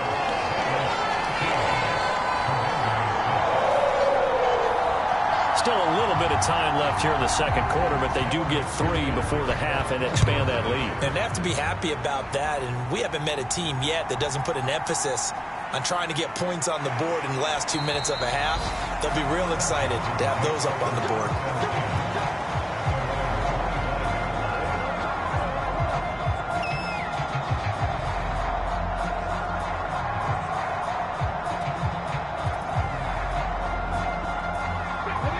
Washington offense at the line and ready to roll. And with only 9 seconds remaining, with not much time, we'll see how they play this. The run there on first down, going to get him 5 up to the 30. And this offense going to elect to burn a timeout with 5 seconds remaining in quarter number 2. Ball on the 30. They'll come up with a 2nd and 5. They'll throw now on the final play. He's going to float this one deep right side. And incomplete on the deep ball. So we have reached halftime with a touchdown. That's the difference on the scoreboard. As we'll send you down to Orlando, and we check in with Jonathan Coachman for our EA Sports Halftime Report. Coach. Okay, Brandon, thank you very much. More from you, too, in just a bit. But first, let's get everybody caught up with what's going on around the NFL here in Week 5. We'll start up at Gillette Stadium in Foxborough, and it's the Raiders out in front as they approach halftime. Joe Burrow has thrown a touchdown pass. From there, we head down to the Sunshine State to check on the Jaguars at home in Jacksonville. And you can see they have the lead over the visiting Tennessee Titans. Christian Kirk, 2 touchdown catches on the afternoon. Lastly, let's get you to MetLife Stadium to see what's happening with the Giants at home in East Rutherford. And they have the lead in that one over the visiting Lions. Deshaun Watson has thrown a touchdown pass.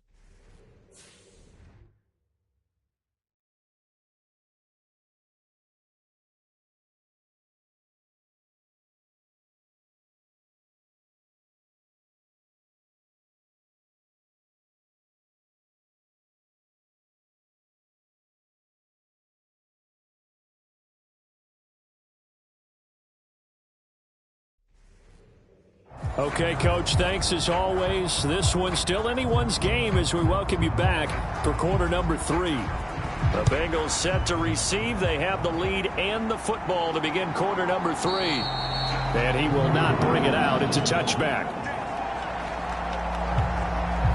The Bengal offense now with a football first here to begin quarter number 3.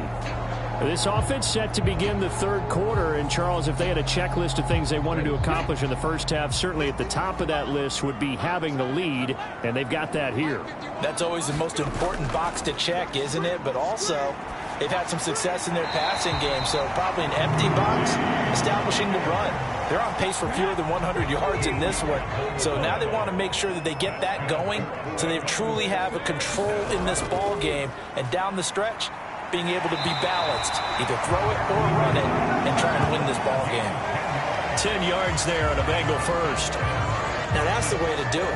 Hand it to someone with vision and good footwork, and add a little bit of power, and you find a way to pick up first downs.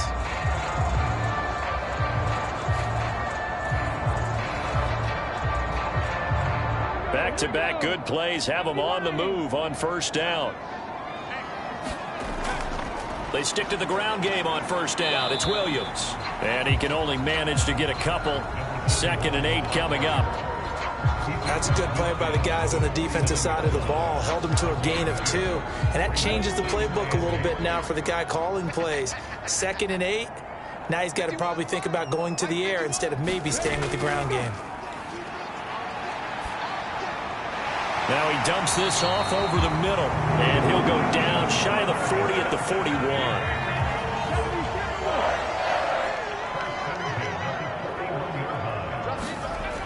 They'll look to throw here on first down. Finding Williams once more, complete. So the completion good for just 3, and it'll be 2nd down. Now a shotgun snap as they'll look to throw. He finds his receiver, Watson. And they're going to have another first down here as the tackle's made at Washington's 25-yard line. And that'll be incomplete. An incomplete pass leads to 2nd and 10 from the 25.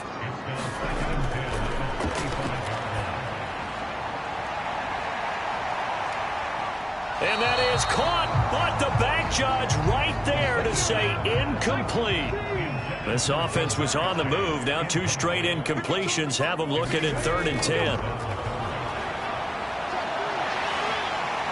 And he'll protect himself at the end here as he winds up getting pretty decent yardage. The scramble good for a nice gain of 10 yards, but still 4th down. So this was a case of better safe than sorry. All the receivers were locked up, so he had to try and run for it, but he ended up having to slide short of the marker. Evan McPherson out for the Bengal field goal. A 33-yarder from the left hash. McPherson's kick is good. And that one makes this a 10-point game at 16-6.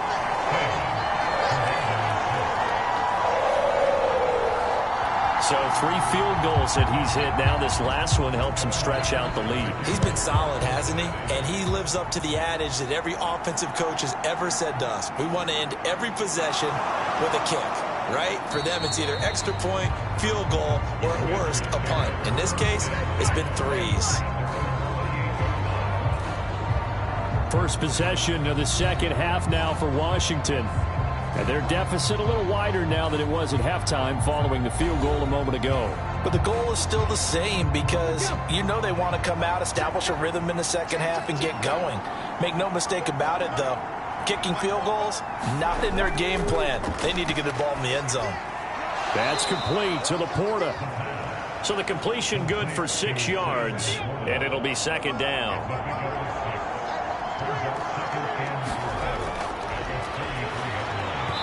Throwing quickly there, but it's incomplete. Well, they certainly aren't letting up today, partner, because they've forced big turnovers already, and it's been incredibly tough for them to get yards against, let alone put points up on the board.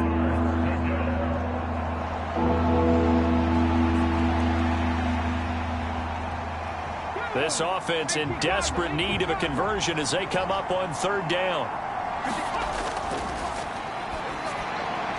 Able to find the open man. That's complete. And he's going to have a Commander's first down as they're able to get the 3rd down conversion.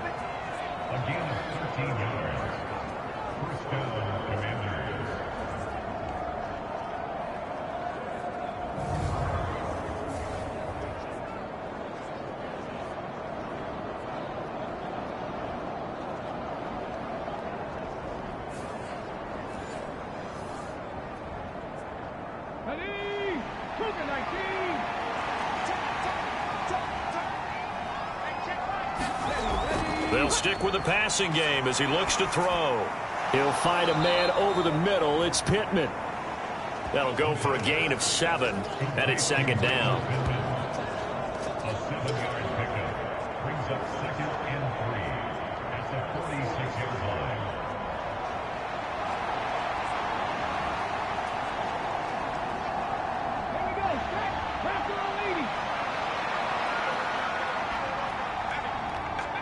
Offensive line wasn't set. There's the flag, and 5 yards back they go. Quarterback has to look around and make sure that his team is ready to go. Sometimes the quarterbacks go faster than is necessary. They were looking good on 2nd down, but now they're backed up 5 yards by the false start, and it's 2nd and 8. Now a give to White. And I think we've got a hold here. It's a 5-yard pickup for the moment. Let's see what our referee says.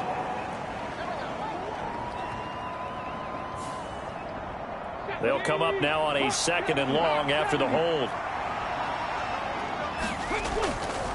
Here's a play fake as they set up to throw. And he'll be taken down by the Bengal pressure. Miles Murphy just would not be denied. That's a loss of 7.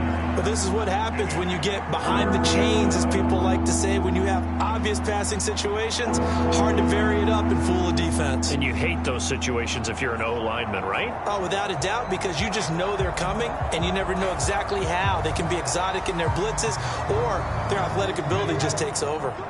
Need something from deep in the bag of tricks here after 1st and 2nd down went backwards. It's 3rd and very long. They'll drop to throw.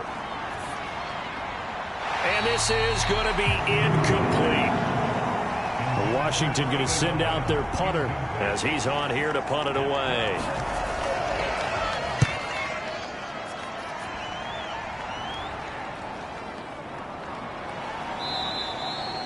That'll be a 47-yard punt, officially 5 on the return. And the Bengals will take over here 1st and 10. Now the Cincinnati offense ready to see what they can do here.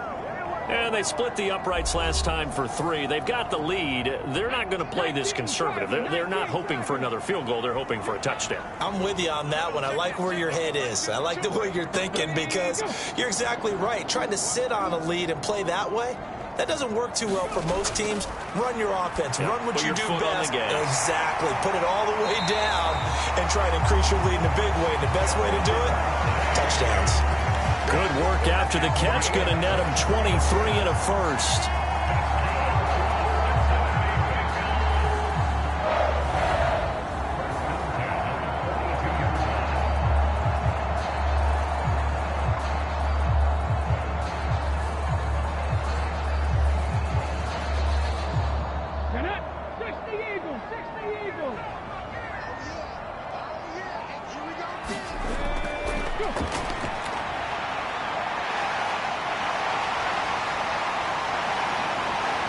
And he'll go down, but not before getting this inside the 30. Big yardage there on the scramble. It gets him a first down.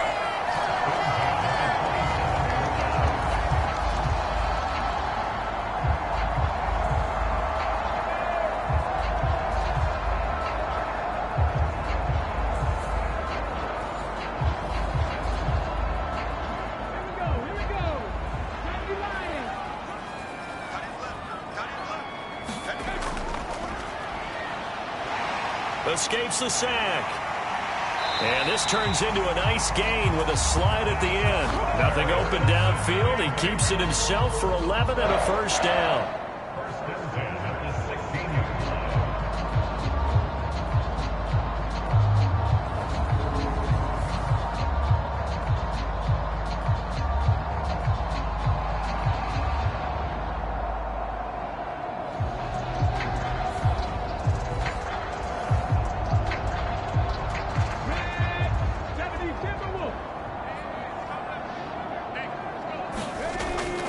Inside the red zone here. They'll look to throw. Out to the left there and complete to the tight end, Hawkinson. So give them 5 yards there on the pitch and catch. And it's second down. So a decent gain there, but not their 4th consecutive first down like they had on the first 3 plays. You sound almost disappointed there. You want to fire the offensive coordinator on that one or what? They'd gotten into a rhythm. I thought they were just going to keep going. Well, almost a win for the defense. But if that's your win, you're not doing very well right now.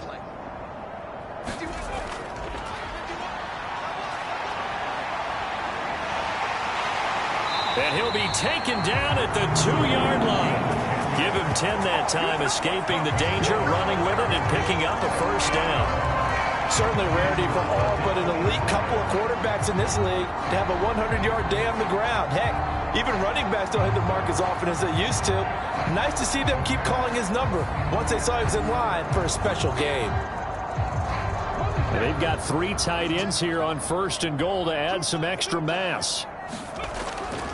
Williams will take this one in. Touchdown, Cincinnati. That drive that really increased their cushion felt very military to me. Very precise, methodical. That's one of the words you've taught me. And they just got it done. And slowly but surely now starting to pull away a little bit. Things looking good for them here in the 3rd quarter. Not only pulling away, but you mentioned that slowly but surely. You also drain clock, too, with a drive like that. So you really give yourself an advantage.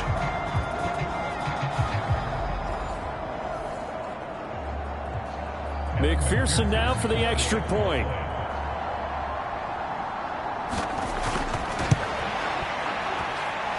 And that'll make this a 3-score game as the lead moves to 17. That time a 6-play drive. And it's culminated by a 2-yard touchdown run.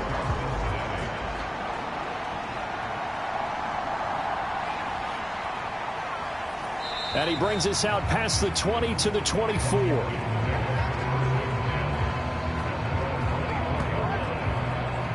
The Commanders' offense set to take over. I kind of feel like they've reached a do-or-die point in this game, Charles. If they're going to try to pull off an impressive comeback, it has to start right here, right now. Yeah, now they've got a final chance to get out of this situation, but they also understand they've got to move the ball and move it fast. In addition, they need to save as much time so they can get 2 more possessions. Myles Murphy picks up his 2nd sack of the afternoon. A rough couple of weeks for the man under center. 5 sacks last week, 4 now this week. Do you try to design some quicker developing plays if you're an offensive coordinator? I think you do that. I think you also change his launch point at times. In other words, move your pocket to the right, to the left, roll him out, bootleg him, do some different things so they can't just rely on the fact that he's going to take 3 to 5 steps back in the pocket and line up and throw the football. Yeah, current formula is not working right now. He'll get that out to the flat to White. And he'll get to the 29-yard line, brought down there. So the completion results there in 9 yards. And it brings up 3rd and 5 now. They'll need 5 on this play to move the sticks. That one downfield for Dotson. A battle for it, and it's intercepted. And the Bengals will have the football as this is taken up past the 30. Well, that one was in the air for an agonizingly long time. Just begging to be picked off, wasn't it? It's one thing if you're throwing a ball like that, trying to throw someone open or lead them into an area. But that ball needed to be thrown with a lot more conviction. As a result, it's an easy interception. Now this Bengals offensive unit ready to see what they can do here. And now you've got the clock winding down here in the 3rd quarter. You're 3 scores to the good. What's your approach on this drive? Too early to fully commit to playing the clock game. Yet at the same time, you're also not going pell-mell like you would in 2-minute offense. This is what NFL offenses call 4-minute football. Take the clock out of the game a little bit, wind it down, but at the same time, keep advancing the ball down the field. Now a 2nd and 6.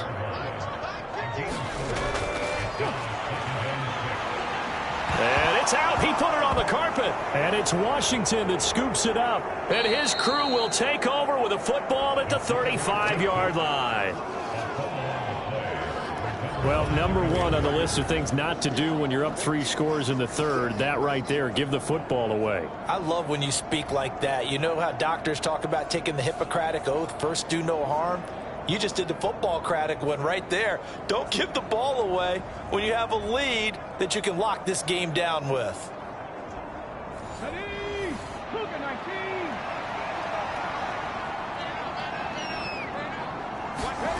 Trying to shake off the interception from the last drive. He'll look to throw. And he's going to be intercepted for the 3rd time thus far.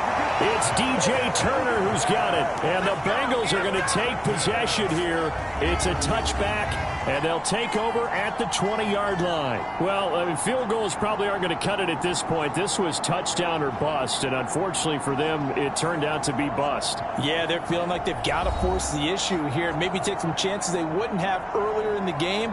But give credit to this defense. They've really stood tall throughout, and they come up with the interception in the end zone.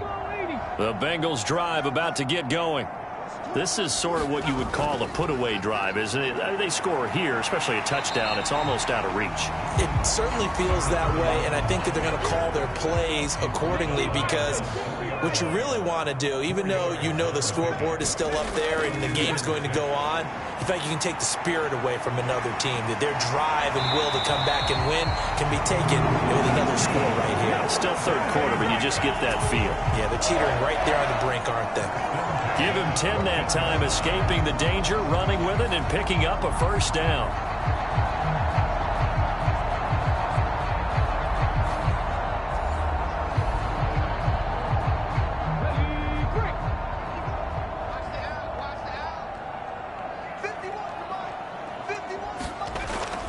Up the middle, it's Williams.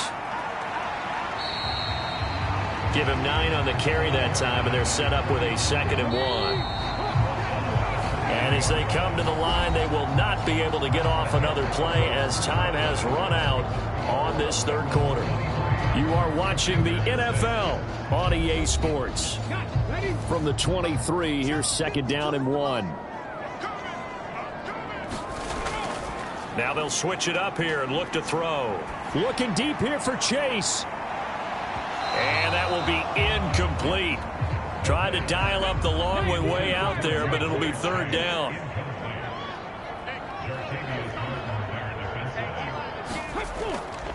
Now a 10th carry. Here's Williams. And he's going to have Bengals first down by a couple of yards as they're able to convert there on 3rd and 1. That's a tremendous group effort there, because when you talk about offensive lines, the best ones, talk about guys that play in harmony, in sync, and getting things done, and they did that on that play. Yeah, especially on 3rd and 1. Got to be in sync, and they were.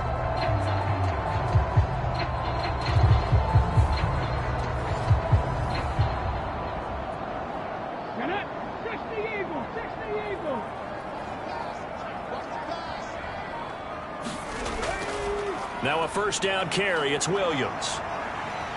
And that to the 30. It'll be 2nd down. I think if we put together a job description for a middle linebacker, we would start with being able to hold down things in the middle of the line of scrimmage and be able to take on blockers. But how about the guys who can go sideline to sideline and make plays?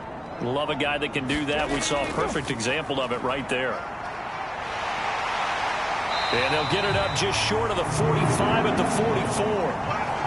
It's a gain of 13, and the Bengals have a first down. Starting to become a tough spot for this defense. You're down 4th quarter, looking a little fatigued maybe on that side of the ball. Partner, we've seen this before, haven't we? Because every coach we've ever talked to says body language is important. And now you're seeing guys with their hands on their hips, they're bent over, hands on their knees. And the offensive guys are just saying, let's just keep running it at them. We've got them now. They run it again with Williams. 59 yards rushing for him now in the ball game. From just shy of midfield, here's a 2nd down and 4.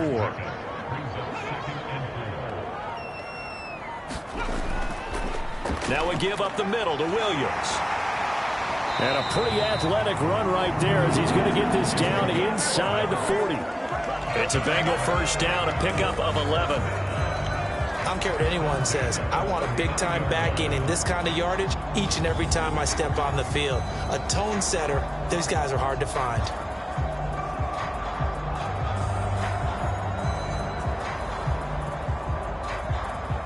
From Commanders territory now, it's 1st and 10 at the 39-yard line. They'll try the middle with Cook. 5 yards on the carry. Good pickup on first down. That's a really nice, tough run inside, and they gained 5 yards on it. And to be frank about it, most offenses don't expect to get 5 yards on a play call like that. So when they do, they go back to their huddle with a little pep in their steps. They're starting to think that they're starting to dominate the line of scrimmage. And he'll work it inside the 30 to the 29-yard line. A gain of 5, good enough for the first down.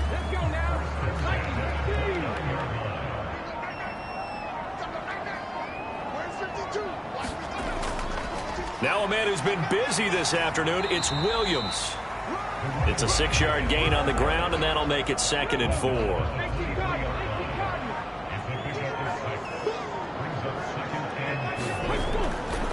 Now Williams running left and tackled down after a gain of 3. Leaves him with 1 yard to go on 3rd down.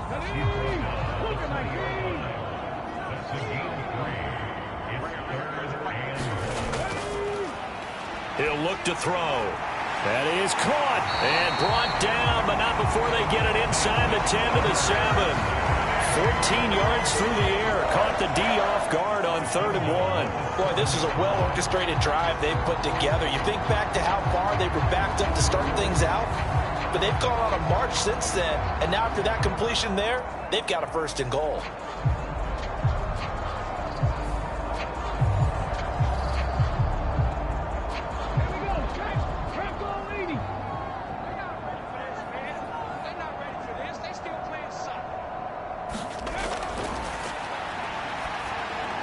Touchdown Bengals. T. Higgins, a 7-yard touchdown grab. And the Bengals add on to their lead, and they are also closing in on a 5th straight victory. I think it's easy to say mission accomplished on that drive. The goal was to increase the lead. They did exactly that.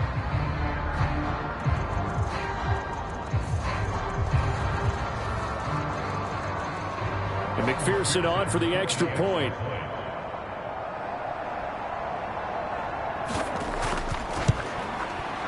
And the lead is now 24.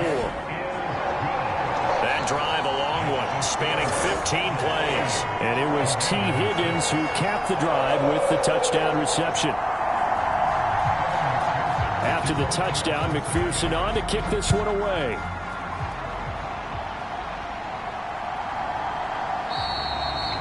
And no thought to bring this one out. He'll just go down to a knee, and they'll take over at the 25. Out comes Washington's offense as they get set to take over here. Where we stand right now in the fourth quarter, this one pretty much out of reach. And, Charles, I know they're going to be disappointed about several things with this ball game, but the self-inflicted wounds, they've had several turnovers. You would have to think that's going to be something they're going to discuss heavily in the film session in the coming days. You're absolutely right about that, partner, because they're going to have to sit in that film room and watch every error that they made and figure out how to not do it in the future. And mentally, I think a lot of the guys are already starting to think about, okay, how do we put this behind us and get better for the next time out? This, they'll use as motivation for the rest of the time that they play to hopefully never be in this type of situation again. So quickly all the way up at the 40-yard line. Here's White. They set up the screen. And they'll get him down after a pickup of 8, 2nd and 2.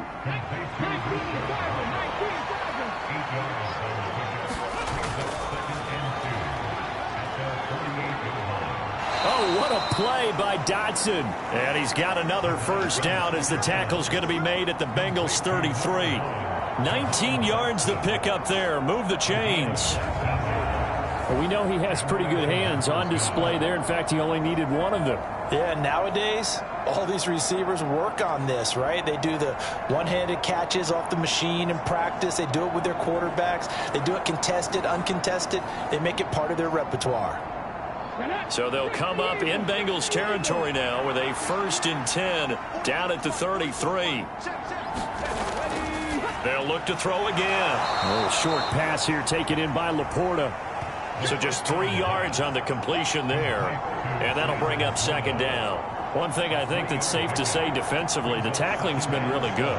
And because of that, it's been very, very hard for them to move the ball because you're not getting the benefits of run after catch. They're tackling them almost on the spot. That means you have to run extra plays, harder to move it.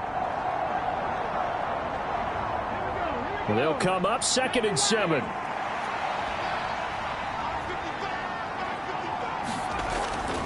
He'll look to throw. Now, quick throw there going to be batted away and incomplete. This offense so far on 3rd down, they've hit on half of them, 5 for 10. This is 3rd and 7.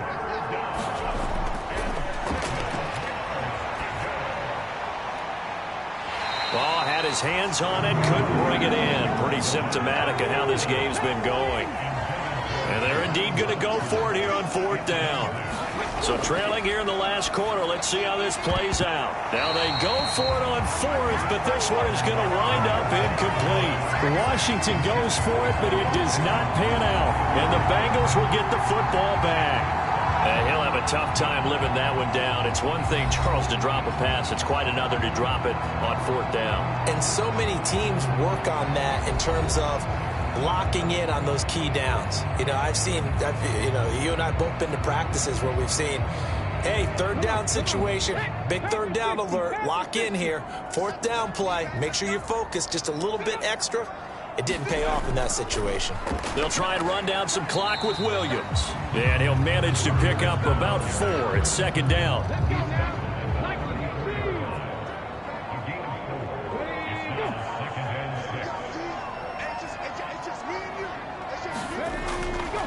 They'll stay on the ground with Williams. And he'll get about 2 there to the 36. Here is 3rd down and 4. Just 2 minutes remaining here in the 4th quarter of what has been a one-sided affair. So the Bengals in possession of the football here as we get you reset. They've got a 3rd down now as they look for one more first down to help salt this one away. And he's going to be a yard short. Needed 4, but got 3. You know, we might start getting some props here in the booth. You know, that one that says the D and then the fence that you put up next to it? How about that? They brought out the jumbo package and still couldn't move them off the line of scrimmage enough to pick up that first down. Impressive. They were ready defensively for that jumbo set.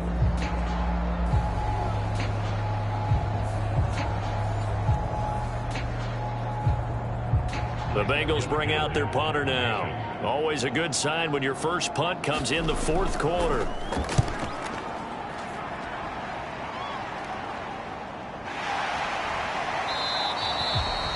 Good coverage there holds him to just a 2-yard return following a punt of 44.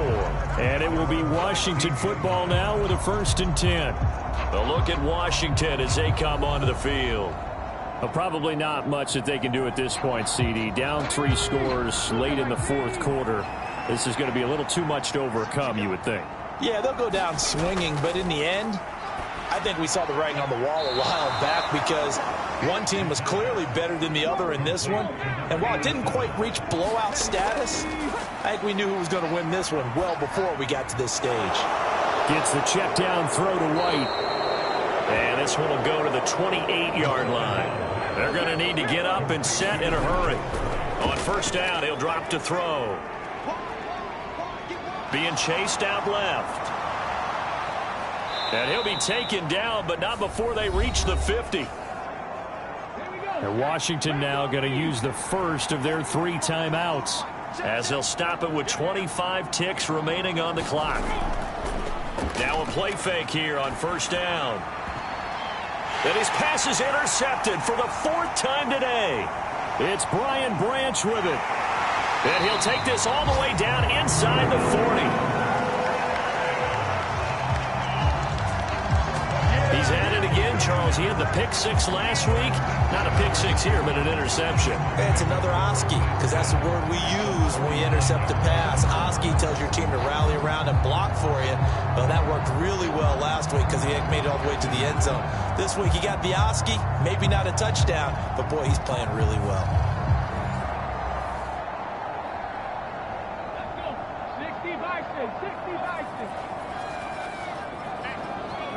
The defense can stop it twice more as they take a knee here.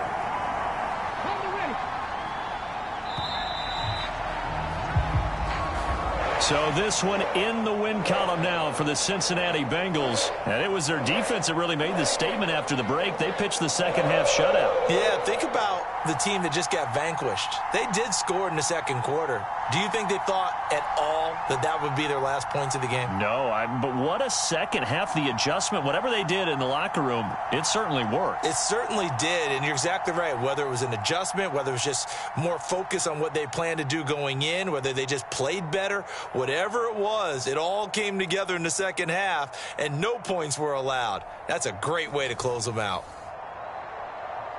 So for the Bengals, they improved to 5-0 now on the young season. And they will hit the road next week to take on the New York Giants.